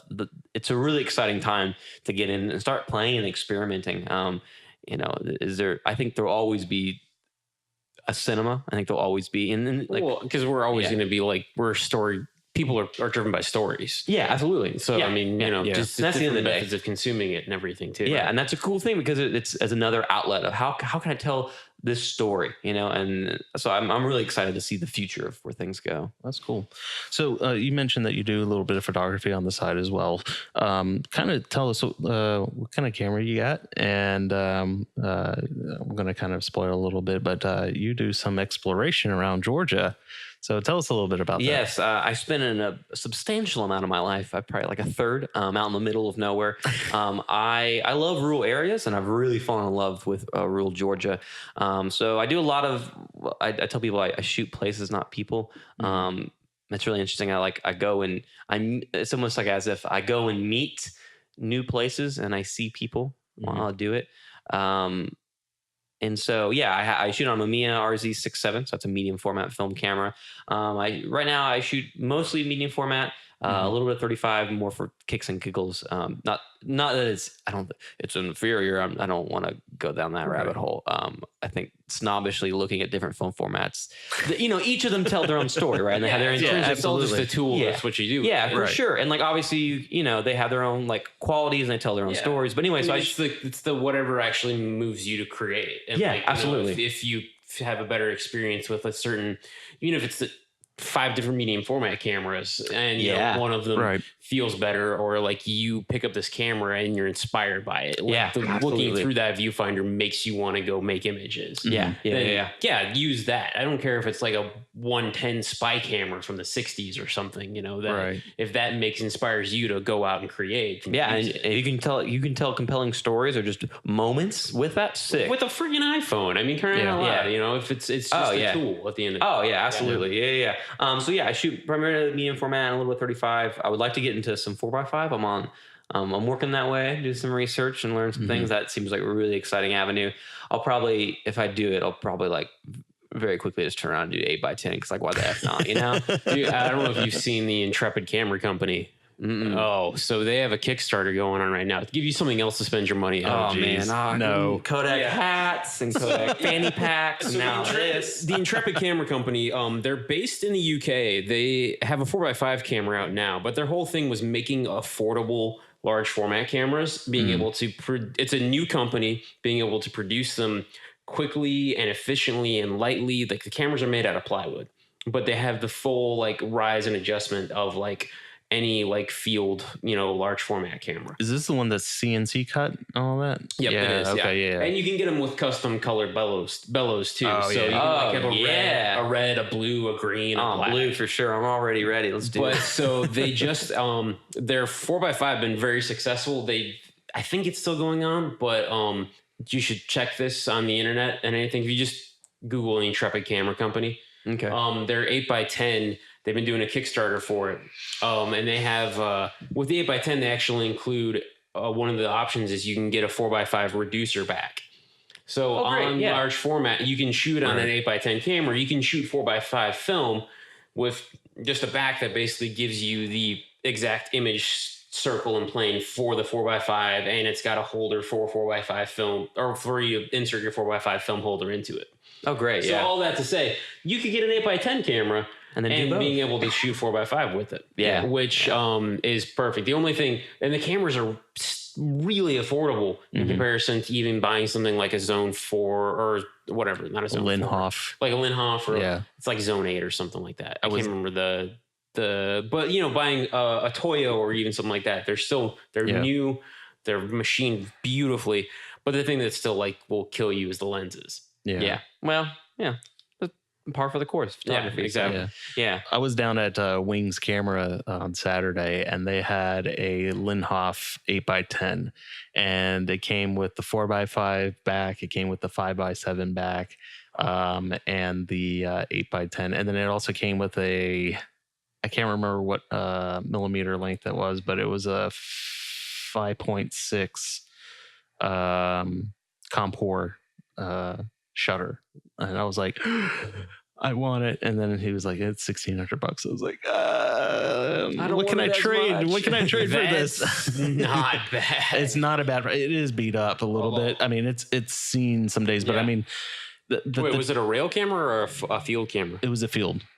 It was beautiful, but the bellows looked pretty beat up, So it was like you get the $1,600 and you have it. But then you got to fix the bellows. You got to use a lot of gaff tape. Well, if anyone wants to donate to the Kevin Shoots Large Format Fund, please feel free. If anybody wants to let me borrow a 4x5 camera, I have sheet film sitting in my fridge that I haven't used since school. I got one, man. Just let me know. I got 2 lenses. All right, sweet. We'll do that. All right. Cool. I've got like some new 55 peel apart film that I've got a film back for, but I've just never shot it because I haven't had a camera. Yeah. Yeah. Cool. But yeah, I spend a lot of time out in the middle of nowhere. I do a lot of sort of my architecture, my landscape sort of blend together. I I want the two to be sort of the same thing. I love it when the land takes back sort of the building, so to speak, and reclaims like, nah, this is mine. I love that. I just love how those two things kind of coexist. Yeah. And I also like, I think people, especially people who live in a city or a suburb, get so caught up in like everyday life, they forget like a lot of people in the United States, what they're surrounded by, what their life looks like is very different from city or suburb life. And the pace and the architecture and the landscape and all these things, I think it's really interesting just to remind people like, hey, someone lives here. And also I love a lot of like landscape I love just observing creation and just seeing, hey, like, look at this. This is amazing. This is beautiful. And I want to share it. It's less about like, hey, look how good a photographer me. It's like, no, I was here and I captured this. You get to see it too, and I hope that, like when people look at a lot of my landscape, that they see the creation and the creator in it, and look past just me. Yeah. So that's cool. Yeah, that's really cool, man. I was gonna say some of the stuff you've been doing lately, like as far as just even the cities, like the small town kind of landscape stuff, like you've been posting some really solid work with like these showing like these little downtowns. Like I love it. It makes me want to go out and explore. There's so much you of and it. I have been talking about that. I was like, dude, I gotta go with you, because you sent me, I think it was a Instagram video of Juliet, and I was like, where the heck is this? I've been living here all my life, and I've never heard of Juliet, Georgia, many man. Small towns in Georgia. It's endless. Oh yeah. I mean, the overwhelming majority, like we talked about, the surface area, right, or an acreage, right, of Georgia is not Atlanta, and the overall majority is also not city. The majority of places, right, just from the acreage standpoint, is rural. And so there's a lot of possibilities. I spent a lot of time in Meriwether County. I have fallen in love with Meriwether County. I think one of my favorite places on this earth is Gay, Georgia. Haha, yeah. G-A-Y, or G, wow. Spelling's hard. Anyway, I'm going to move past that. Gay, Georgia is this wonderful place. Population 89. Nice. Wow. Right? And the whole, like, if you blink, you'll miss it. Oh my gosh, yeah. But the reason I keep going back and I keep shooting there is there's something so fascinating about that.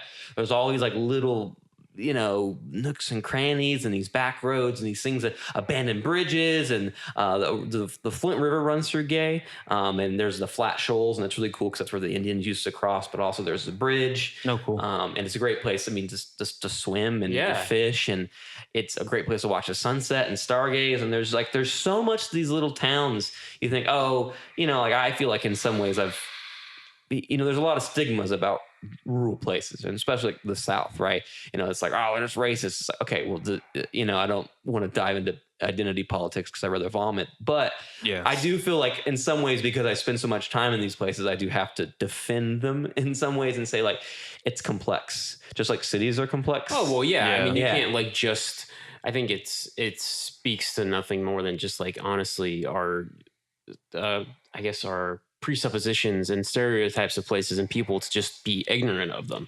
And like, you can't actually just put that onto like you said, just cities, or even a type of person who looks different than you, without actually like taking the time to get to know someone and know a place and know people who are there. You can't just make assumptions. Well, there might be things like whether it is historical and institutionalized racism in the South that we have to deal with, there's still people.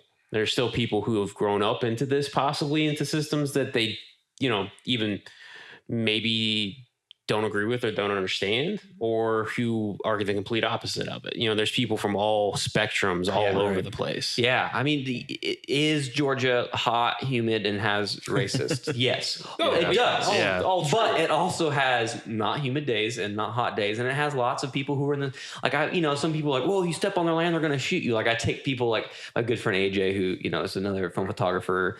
And I scan a lot of her stuff. And, one of the first times taking her out to rural Georgia, she's so afraid, like, we're gonna get shot. I'm like, listen, I'm not gonna take you to a place where we're gonna trespass and get shot. Yeah. I mean, there are dangers. I have been in some situations. I've had other friends who have give tips about locations, and they've been in some situations. So like, actually, I was hanging out at a party, and a bunch of people were giving me crap. They're like, Kevin, you don't own a gun? I'm like, no. They're like, you of all the people we know, you should probably own a handgun. But I guess just to say, like, there's a lot of wonder and a lot of kindness and generosity in rural Georgia. And like, you can look at those places purely through those eyes of nostalgia, but some of that stuff's true. Yeah. And those stereotypes and nostalgia comes from something. And oh, for sure. I mean, well, it's like I have friends who are the opposite, like about the city. Like I went to school like in the middle of downtown Atlanta at Georgia State. I'm down there often now. My church is in downtown. My wife works there. We're walking around all the time, and I don't think twice about it. I'm not afraid of it, and I love it. You see a lot of the beauty and the amazing people there. Yeah. But I have friends who live in like Ackworth even, who aren't that far away, who are like deathly afraid of going inside the perimeter of Atlanta. Yeah. Like who will think that they're going to get shot because they end up on like Edgewood or someplace. They're going to get mugged. They're going to get, And you know, these things can happen. And it's like you said, some of this stuff, these blown out of proportion stereotypes come from some kind of nugget of truth maybe, or some experience, but it's actually like taking the time to go outside of your comfort zone and investigate a place and a people that are different than you, that you actually learn, you have understanding. You're not just like living out of fear. And that's what breeds so much of like hate and animosity and, you know, like the misunderstandings that we actually have right now in this country and society as a whole. This is a totally different diatribe, but that, you know, is people just being of not taking the time to even like learn about somebody who's different than them or in a place that's different than they know. And that's beautiful, man. I was kind of thinking about you talking made me think of Tate, Georgia. I don't know if you know that, Bill. That's kind of close, right around the corner from me, actually. Tiny little town. Yeah, I've been to Tate. It's old. Like there was a marble quarry there or something. Like pink marble. Still there. Is there. Yeah, the pink marble house. Yeah. Well, like I would have never known about it, but there's a wedding venue there that I've shot a couple times. The Tate House. I would have had no idea that Tate, Georgia, even existed. Yeah, so you'd be surprised. There's all these kind of like hidden nuggets and stuff. That's speaking of. We talked about the Kodakery podcast a little bit ago.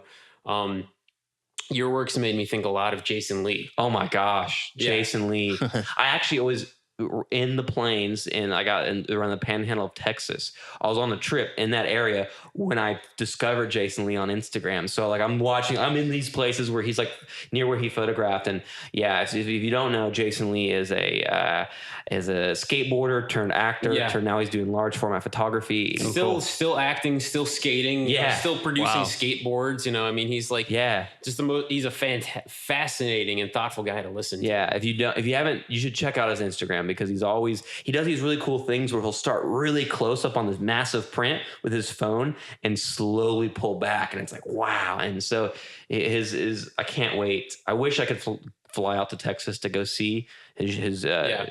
I'm excited for his book to come out. I don't know how much it's going to cost. I'm just going to buy it. And it's on the Kodak podcast. He talks about like the type of why he shot everything in this particular series on expired film. Why he did it, how he basically his process, who he wanted an aesthetic he was going for. He knew he could get it with this particular type of film. And it was just great to hear his kind of like process and everything too. But so your stuff totally is that small town, that kind of just exploring and finding these kind of hidden treasures totally reminded me of, I think his thing was like hidden in plain view or something is what he was calling this body of work. Yeah, it's a plain view. A plain view, yeah. So you're looking at something plain and you're looking at it plainly. And his approach, and he talks about, it's funny because I love his work, but I also like obviously love Ansel Adams. And so his approach is so much different than that sort of fine art approach. And it's really fascinating, like the compositions he finds and the way he looks at things and observes them and just here it is, just places it. I think it's really beautiful. It reminds me a lot of Stephen Shore. I don't know if you've ever seen any of his work. He has this one book, like remind me and I'll like bring it in so you can take a look at it sometime, called Uncommon Places. It's one of my favorite photography books ever. Large format, it's a really similar aesthetic to Jason Lee's stuff. And I think Jason Lee talks about like kind of being influenced by him at some point. But like all like in the late 60s and 70s, just traveling around with a large format camera, just documenting like the American landscape. Yeah. And it's just beautiful. There's sometimes like a parking lot full of cars, or it's just like an empty street corner. But it's that same kind of super interesting compositions, kind of finding that beauty in the everyday, in the mundane. And over time, even it just becomes something even much more special. Like even just a hotel room in the 70s. You look at it now and I'm like, this is this amazing time capsule of an image where it was just him like, you know, laying on a bed, seeing like a shag carpet and a crappy TV. And he's like, I like this picture. I'm going to make it, you know? Yeah. Oh, it's, you know, it's funny how things that are first a luxury, then they very quickly become a necessity, right? Yeah. You know, and when they don't work, it's like, oh, you know? And so I think in some of his work and just that sort of approach is reminding like, hey, like, this is fantastic. Like, this is a fantastic time to be alive. Antibiotics are awesome. Air conditioning is amazing.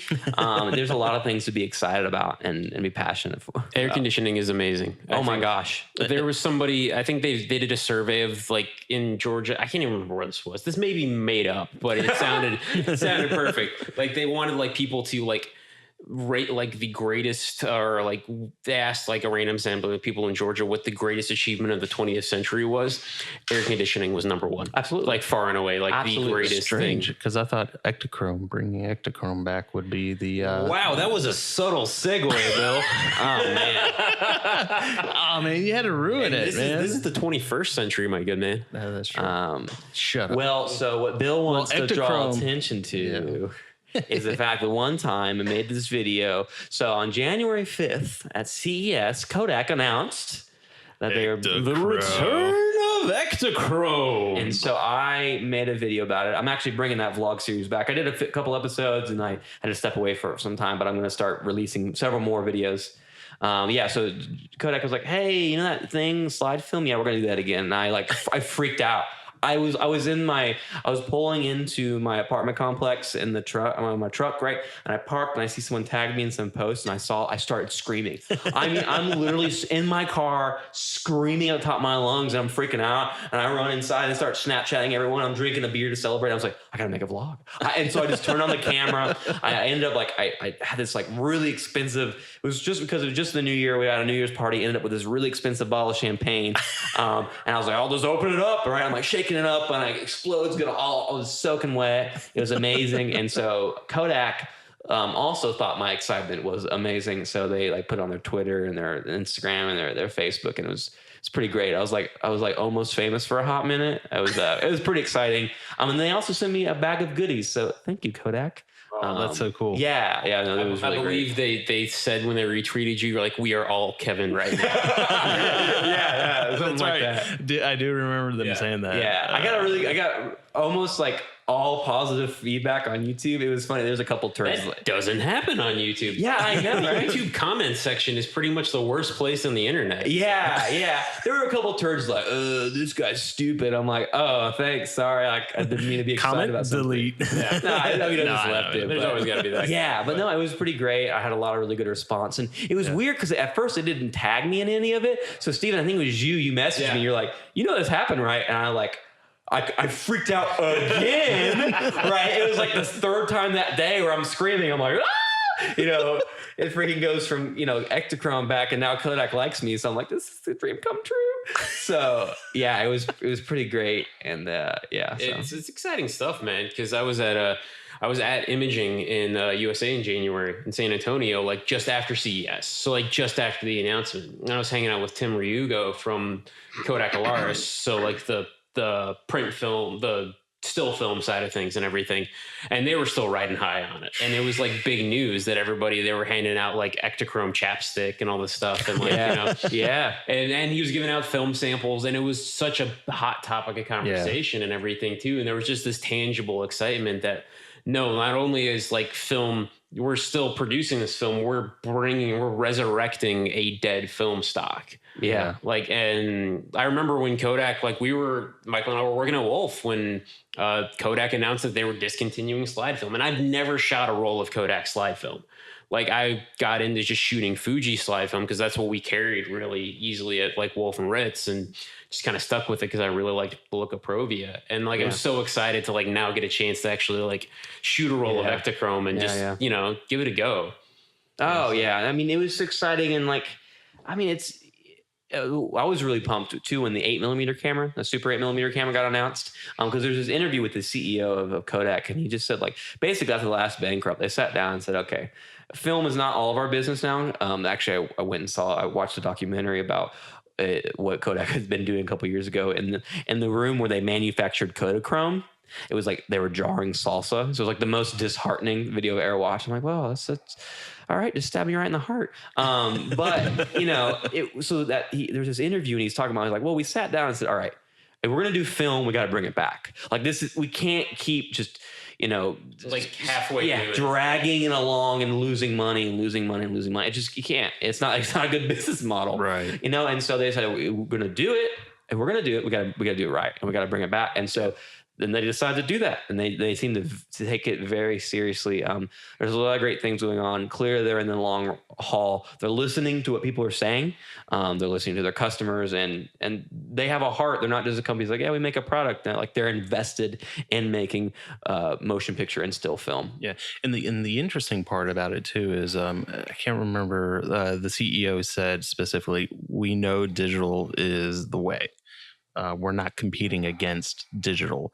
We are just providing an alternate medium for people to be able to express their storytelling, their art, and everything like that. And that right there just pretty much showed that they have a very clear understanding that they're just now going to be alongside with digital.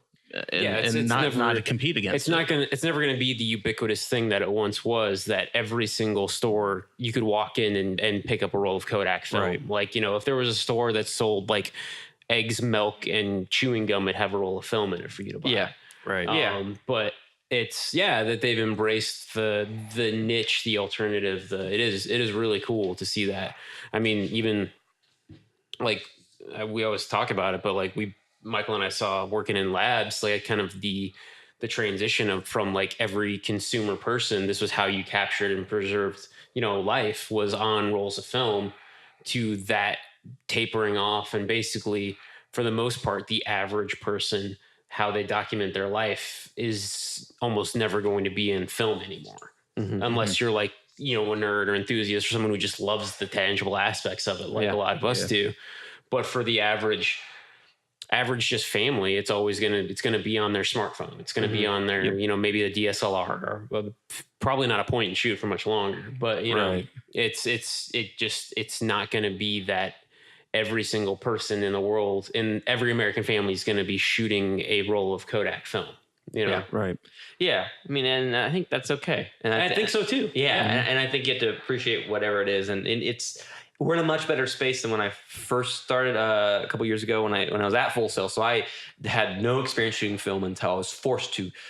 For the first thing I ever did was on 16 millimeter. It was a class at Full Sail called cinematography. Clark Harris was the instructor, and he's an absolutely amazing teacher.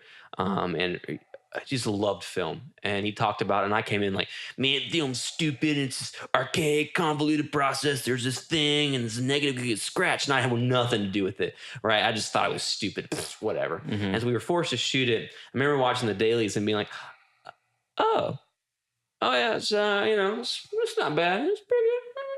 And then I just fell in love. And I was really scared because he talked about in class, because this was, several years ago, where things didn't look as good as they do today. Yeah, before like Kodak inked that deal with the studios. Yeah. And even the still side too is like, well, Portrait's 400 is cool, but is it going on forever?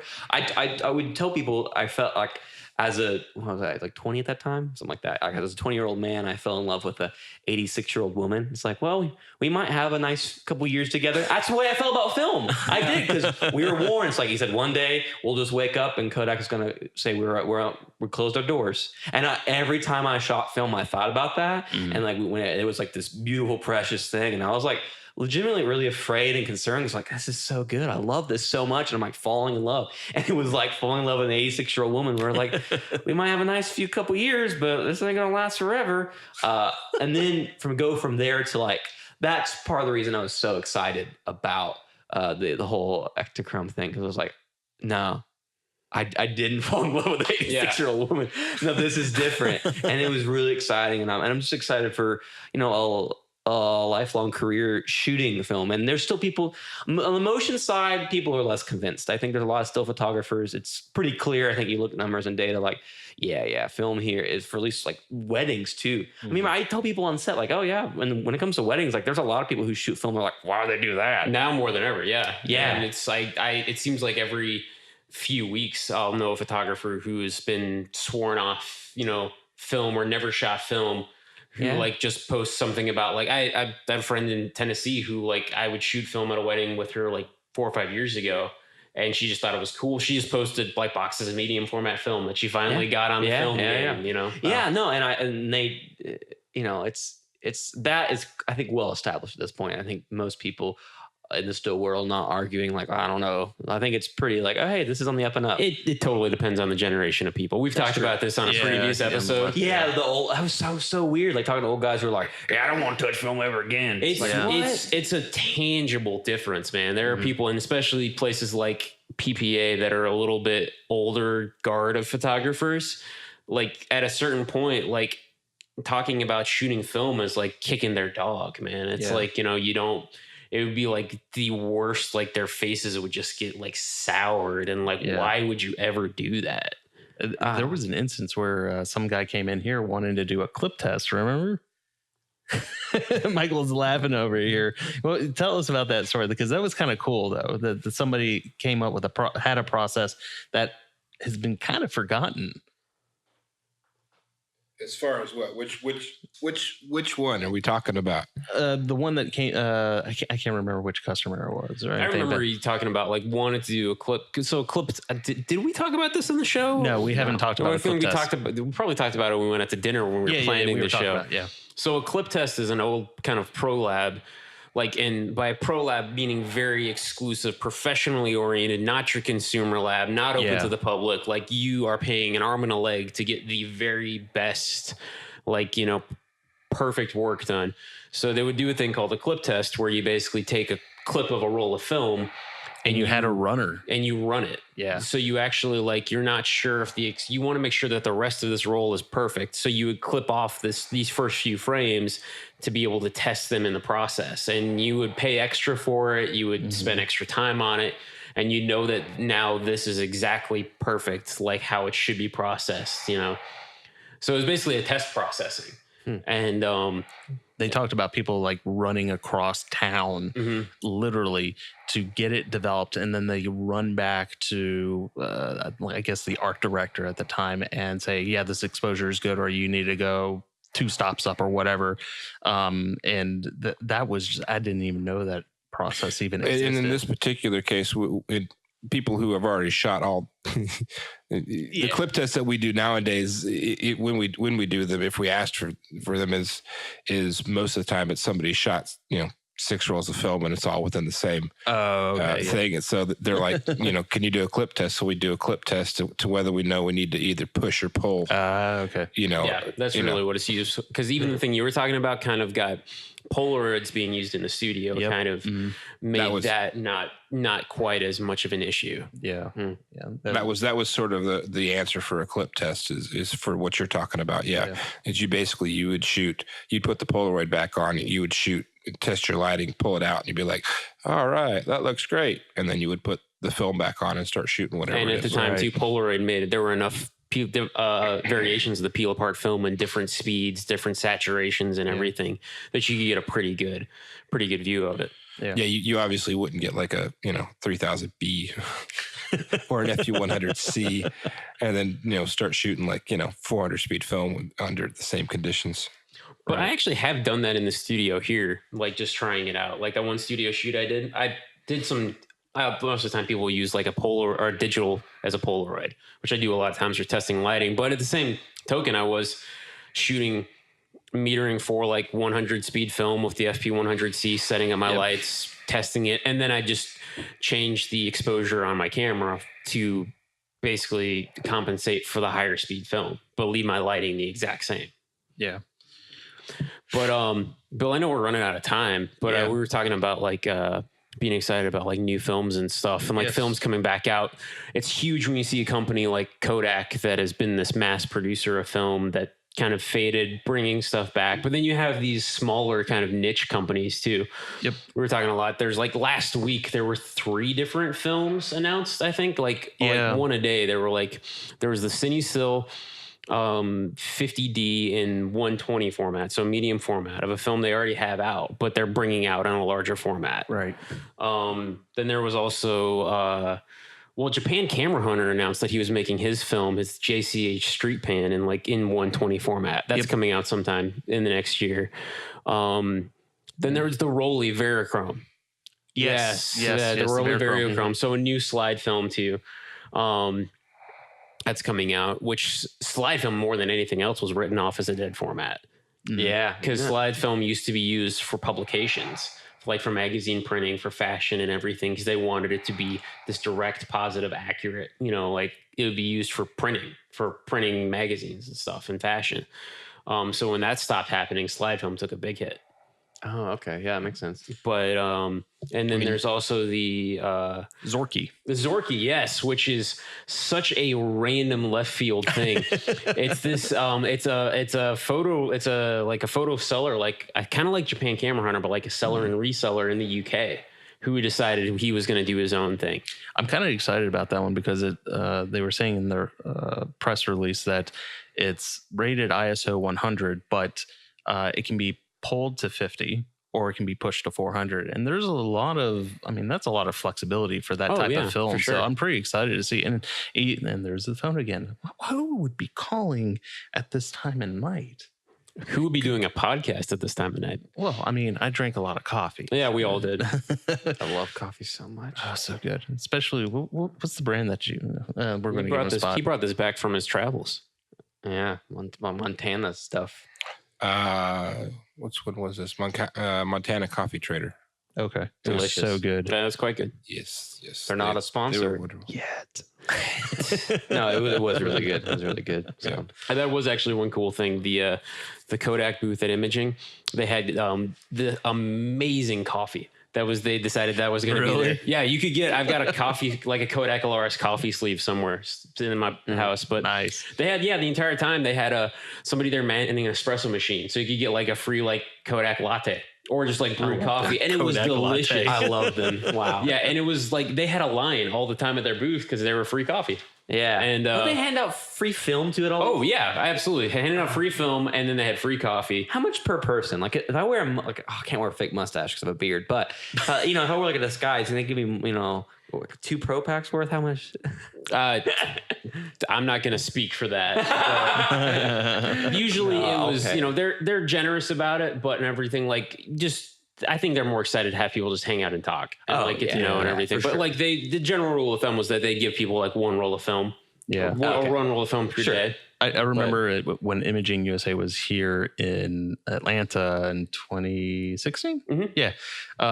There wasn't really, the resurgence in film was kind of coming back, but I went over there. I was like, yeah, can I have more than one roll? They're like, yeah, just take a handful, and now it's they're really, really you're having one. They were a little more stingy with it, but they were handing out a whole lot more film because they were making sure that every person coming by was like, here's a roll of film, shoot this film.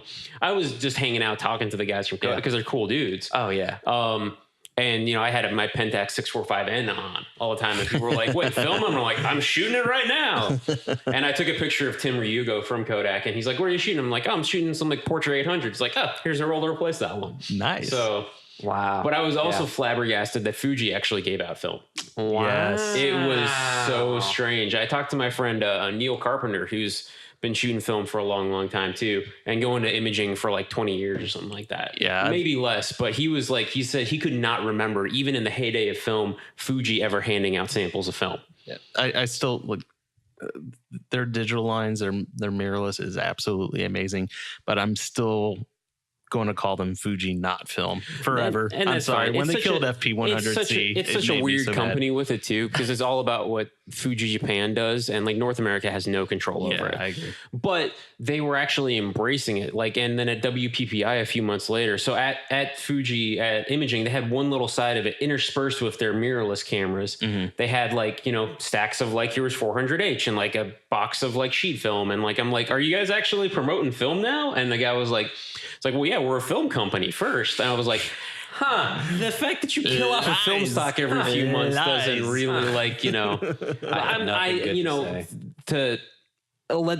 I will say this for the film photography community, in general, I'm not a fan of Fuji killing off film stocks. Acros 100 is one of my favorite films ever. It's an amazing black and white film. Provia will always be a favorite film for me because that just made me fall in love with shooting slides. But yeah, Fuji pisses me off when they kill film stocks. They're trying to embrace the film community. Even at WPPI, they had an entire thing about like, I shoot Fujifilm. They have an Instagram for it now. They're giving away film on a weekly basis. They gave away a GF670 camera. I remember. Wow. So they gave that away. So they're, whether it's for selfish reasons, just kind of tapping into a growing market, or that there's actually some people in Fuji corporate who want to embrace this, I think as film shooters, we should at least give them a fair shake. Yeah. I mean, we let them. We've been pretty vocal about our displeasure with Fuji killing off film stocks that we love, and I still think the peel apart film is a tragedy that it's gone. Hopefully, there's some talk of other people like the 20x24 project actually are looking at possibly making new film, and the fact that Impossible bought Polaroid. Yeah. So Well, and I think a lot of it has to do with Fuji is doing some PR repair at the same time because for sure. I mean, somebody, I can't remember who it was, on change.org, and what was it, like 100,000 people signed for the on 3000B, Save Pack Film. Yep. And I think it fell on deaf ears as far as management went, but I think in the organization as an entirety, they kind of realized you woke up a sleeping monster. There's been some people about it, like Doc Florian Capps, I believe. I might butcher the name, but the guy who founded the Impossible Project actually he has a great thing called Super Sense, which is all about analog, and based in somewhere in the Netherlands, I want to say. Yeah. But he actually went and met with, not cataloged, but he blogged about the entire journey of actually going and had a meeting with like high ups, like VPs at Fuji in Japan about trying to save peel apart film. And all the pictures that he documented from that blog were shot with either FP100C or 3000B. Yeah. And it's just a fantastic thing to begin with. But they at that point they were like, it's too late. It's already done, and they didn't want to reverse anything. But all that to say, like Bill was saying, I don't think it's fallen on entirely deaf ears. They're hearing something. I mean, it says the fact that they're bringing out new formats of Instax, that the highest selling on Amazon, like the top selling photographic products at all last Christmas was instant film. Yep. It was Instax Mini. But it's so, I mean, like I said, I think we need to give him a fair shake. Let him know that, Kevin's just looking at me like I hate Fuji. I hate him so much. But that all being said, I was just going back through my last set of notifications that as of May 18th, they announced that they're killing Superior 200. They've already mothballed 800 and 1600. Yeah. So it looks like as far as consumer grade films go, the only thing that'll survive going forward is their Superior 400. And it looks like that's only going to be in probably 36 exposures. So the days of going to the drugstore and buying a 4-pack of 24 exposures is pretty much toast at this point. So, But I say that I've seen more and more CVS stores carrying packs of Kodak Gold 200 and Ultramax 400. Yes. Well, and that's what I'm saying. I mean, as far as, they're quote unquote embracing some of the stuff, and maybe they're hearing things, but they're also killing off the affordable stuff for everybody that's actually just starting into it. And what you're going to have left is, some 400 speed, Superior. You're going to have 400H at $12 a roll. Mm-hmm. Oh my gosh. Yeah. You're going to have, assuming they don't kill it, you're going to have their E6, what they have left of their E6 line, which is Provia 100. And then they have Velvia 50 and 35 and 120. Exactly. So, I mean, as far as film stocks go with Fuji, you've got probably 5 or 6. Oh, yeah. And that's it. Well, that's the weird thing, too, about Fuji. Like, yeah, I agree. I hope that the Fuji rep at Imaging was like, no, they don't have plans to kill any more off. But, like, he has no idea. 4 months later. It's all about, Fuji Japan is so secretive and so disconnected from the rest of the world. Really, when it comes down to it. And that's the thing that bugs me about Fuji too, that if they have to discontinue film stocks, fine, whatever. I hate it, but sure. the fact that they have stocks that they're still making that you can't get in most parts of the world is what annoys me. Like they have some films that they only have ever sold in Japan. And they have some things like they still make the Pro 160 NS. They make it. They don't sell it in America. You can buy it in Canada. Like I was in a camera store in Calgary and they sell it. You can buy it, walk in, buy a roll of Pro 160 NS. They have it on their website. But B&H, Adorama, Amazon doesn't sell it because you can't, for whatever crazy reason, Fuji doesn't want it sold in in the US. Wow. So and they're like their Natura 1600 film. Yep. That's a beautiful film. I got a roll of that for like just to put on a Christmas wish list, and somebody bought it for me. Yeah. And it's gorgeous, and I would shoot it again anytime. Yeah. I've seen that. I've seen a bunch of that come through. Mostly from Japan.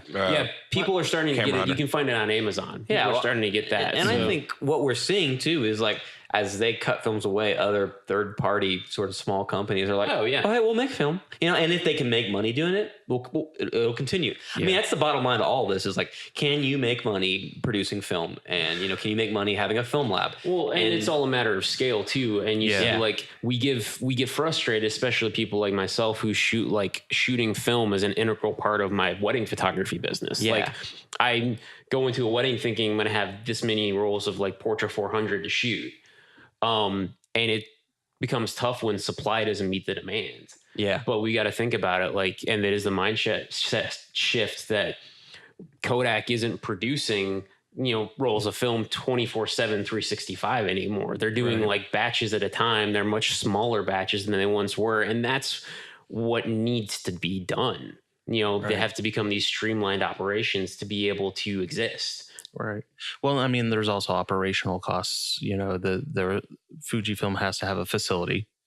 And if they're not going to be running it all the time, then, that's money that's just burning at that point. So I can totally understand from the business aspect of it, where it's like, it doesn't make sense to continue on with making the film. But, it's like, if it were me, I would try to do what Kodak did and, sell it off to Kodak Alaris. And then, you have, not to get so much into economics, but a smaller economies of scale where you have a company that says, hey, we can make different batches of film at a smaller operation that's less cost. I'm trying to find the right word. Cost prohibitive. Yes. Less cost prohibitive, and it makes better sense. Yeah. I don't want to speak for anybody at Fuji Japan. Right. I'm sure they're nice people. Yeah. But it's a business. It's a business first. And I don't think they've ever had that crystallizing moment like Kodak did, where they were like, if we're going to make film, we're going to embrace who we are as this company and like our heritage and the fact that people love it. And the fact that Kodak is still one of the most recognizable brands in the world. Yep. That's one of the things I love about, I shoot film for a lot of reasons. I think everyone has to. And it's more than just, this is nice. Or like, and I'm not one of those like, well, it's superior. Cause I hate those arguments. I think they're it's just a tool. It's just a medium. But one of the things I love about it is that legacy. Yeah. For sure. Like, and it's a small thing. And does it make my photograph better? I don't know. Maybe, probably not. But, but when I love to, when I'm loading in a roll of, a Portra 400, whatever it may be, and the back, my film back from my RZ, that I'm continuing this legacy, of this company and the legacy of photographers and then making photographs. And I feel like in some small way connected to that. And that's a beautiful thing. And I think, the biggest thing I see is education. Like we have to and I see Kodak doing this for a motion picture. They do these all the time where they'll go to some rental house or whatever that has film cameras and they do workshops. And they're doing workshops all the time and they promote young filmmakers who are making movies. So that's because they need two things for the motion picture side. You need directors who want to shoot film. Right. And you need to teach cinematographers how to shoot film. Yep. And so, if you get directors who are inspired by film and want to shoot it, then they'll convince producers, which will convince studios to, pay for that. And it's really, and especially on a massive scale, where you're buying terabytes and terabytes and terabytes and hundreds and thousands of terabytes of drives, it's really not that much more expensive to shoot film on that scale. It's actually a pretty small cost of the whole production. Right. But, you have to inspire people to want to shoot film in that terms, and then you have to teach cinematographers how to do it. And it's not that different, and it's not that hard, but it is something that has to be taught, and it is a different approach. But I mean, that's part of the reason, like, the photography class I teach at Southern Crescent, we're at technical college, yeah, but I'm still, they all get a Pentax K1000, a 50 millimeter lens, and each week they get a roll of 24 exposure black and white. That's it. And I put them in that box. I said, figure it out. If you can make an image with these parameters, a good store with these parameters, and you can do anything. Yeah. There's something really beautiful about limitations, especially in an age where we're like, have unlimited space on phones in the cloud or whatever. If you're being forced to be, even myself, like forcing myself to only shoot with one or two types of film at a given location, or with one camera or whatever, there's something really freeing about limiting yourself. Yeah. Oh, absolutely. Yeah. I think it's wonderful. I think film is one of the best teaching tools ever for someone who wants to be a photographer, a cinematographer.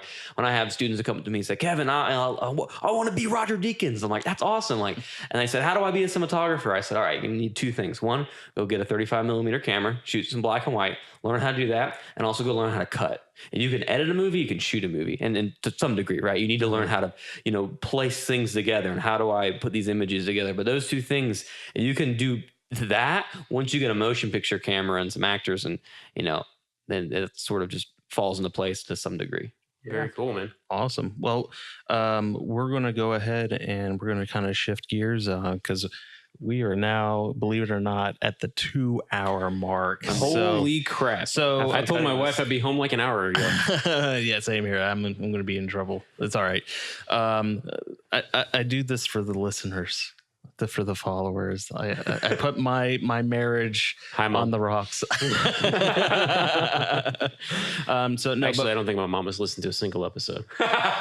That's great. So we do have a few events that are coming around with a bunch of different organizations. No, they have not reached out to me about this.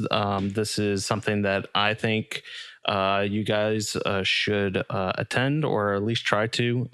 So we have the Pizza and Prints. That is, if you guys listened to episode 2, that was with John Mason, where it is kind of more of a meetup group. That's on July 19th, 7:00 p.m. That's in downtown. The address, 75 North Bennett Street.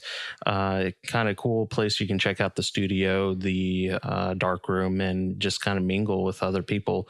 They do also have their black and white film photography class. They only have 3 spots left, and that is starting July 11th. And that's I think it's either a 3 or 4 week course where they meet once every week and go through the whole process of developing the film, making a print, and then just kind of showing you that whole process.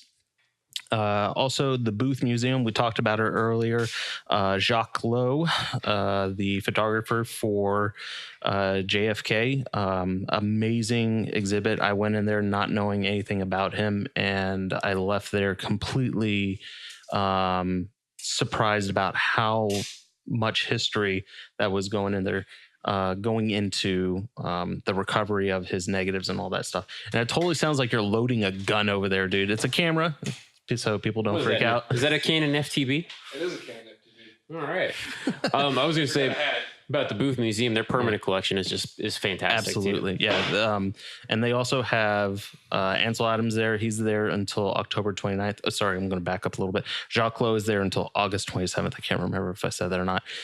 Ansel Adams, all of his iconic images. Moonrise Hernandez is there. Awesome. I mean, that one was what my intro was into Ansel Adams, especially Tetons and Snake River. So highly recommend seeing those two. Yeah, even if it's not this show, if you're not in Atlanta, if you ever get the chance to see any prints that Ansel Adams made in person, just do it. Yep.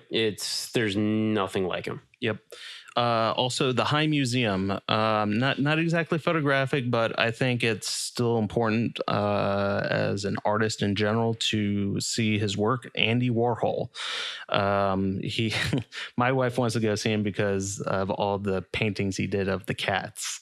So he lived, I think he had like 10 cats or something like that, or 27 cats that lived with him. And he made paintings of them. So my wife is crazy about cats, so she wants to go see that. But the iconic Campbell Soup picture of Marilyn Monroe, not the lithographs, the screen prints are there. So I mean, I wish you could find a better. They don't have it because it's not as like most well-known stuff, but like if you look up Andy Warhol's Polaroids, he was a gigantic proponent and user of like the SX70 and like the integral Polaroid film, which, you know, is better than ever now or better than it ever has been as far as the Impossible Project film. That's a great, you know, maybe inspire you to shoot some instant film there, looking at Warhol stuff. Absolutely. And then I did a little bit of reading on this one because I did want to touch on the photographic side. Paul Graham, The Whiteness of Whale.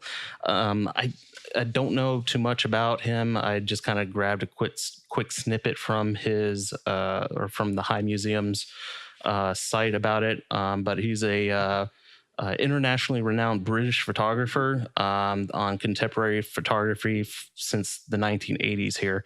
And it says here, this exhibition brings together three of Graham's most groundbreaking bodies of work made across the United States between 1998 and 2011. American Night, A Shimmer of Possibility, and The Present, from 2009 to 2001. It says here, linked by a common subject matter, the work gathered here examines the state of race and social class in America while using the very nature of sight and the medium of photography as metaphors for inequality and visibility and the ways photographs inflect our perceptions of the world. So I don't know much about him, but I'd love this. This is the reason why I love to go is, you know, I get inspired and I learn at the same time, just like Jacques Lowe. So yeah, the High's done actually a really great job in the last few years of embracing photography. Yep. Like when I was in school, it was so few and far between there, but yeah, they've actually like expanded their permanent collection of photography like significantly and have done some really cool shows. Like they had Gordon Parks, who amazing work documenting the civil rights movement of the 60s. Was really, really moving stuff. Was there last year, I want to say. So it's just an aside to say it's been really cool to see the kind of mainstream museum of Atlanta embracing photography and more as fine art too. Yeah. And I really do hope, and if anybody that works at the High hears this, please don't crucify me over this, but I kind of feel like the High Museum's photography collection kind of lacks a little bit. I mean, it's like literally a hole in like the modern art section. Like I went to go see Richard Avedon and I was so excited. I was so pumped. And I got there and it was like one little wall. Now, granted, there were others there as well, but that's kind of how the High does things. Yeah. They do like, I mean, we went to go see like touring show from the Louvre collection. They had like maybe one hallway from it when they were toting about like all these masterworks that were there for the first week of the show and then moved back to Paris. So the High likes to kind of reel you in, but you know, But even then, just to see one of his works, you know, it was satisfying for me. I left, you know, knowing a little bit better about Richard Avedon. I mean, I got into, you know, portrait photography and I listened to all of his Charlie Rose interviews. And I mean, if you guys don't know who Richard Avedon is, just go look him up. You know, we could do a whole episode on Richard Avedon. You know, maybe we'll throw that in the can for down the road, but definitely look him up. And the High Museum, Booth Museum, great places to see art and get inspired. So, but very cool. All right. Well, Kevin, thank you, sir, for coming out here. How do we find you? How do we find me? You just go to kevinterrell.net. That'll link to my Instagram and my YouTube channel, and all my photography and my motion picture stuff is all up there. And yeah, kevinterrell.net. And thanks so much for having me on, guys. I really appreciate it. Thanks for taking the time and rambling with us for a couple of hours. Absolutely, anytime. All right, cool. Well, thanks, guys. We will come back for episode 4. Holy crap. Yeah, I know. I didn't think we were going to get past 1. All right, guys. Well, thanks again, and we'll see you on the next episode.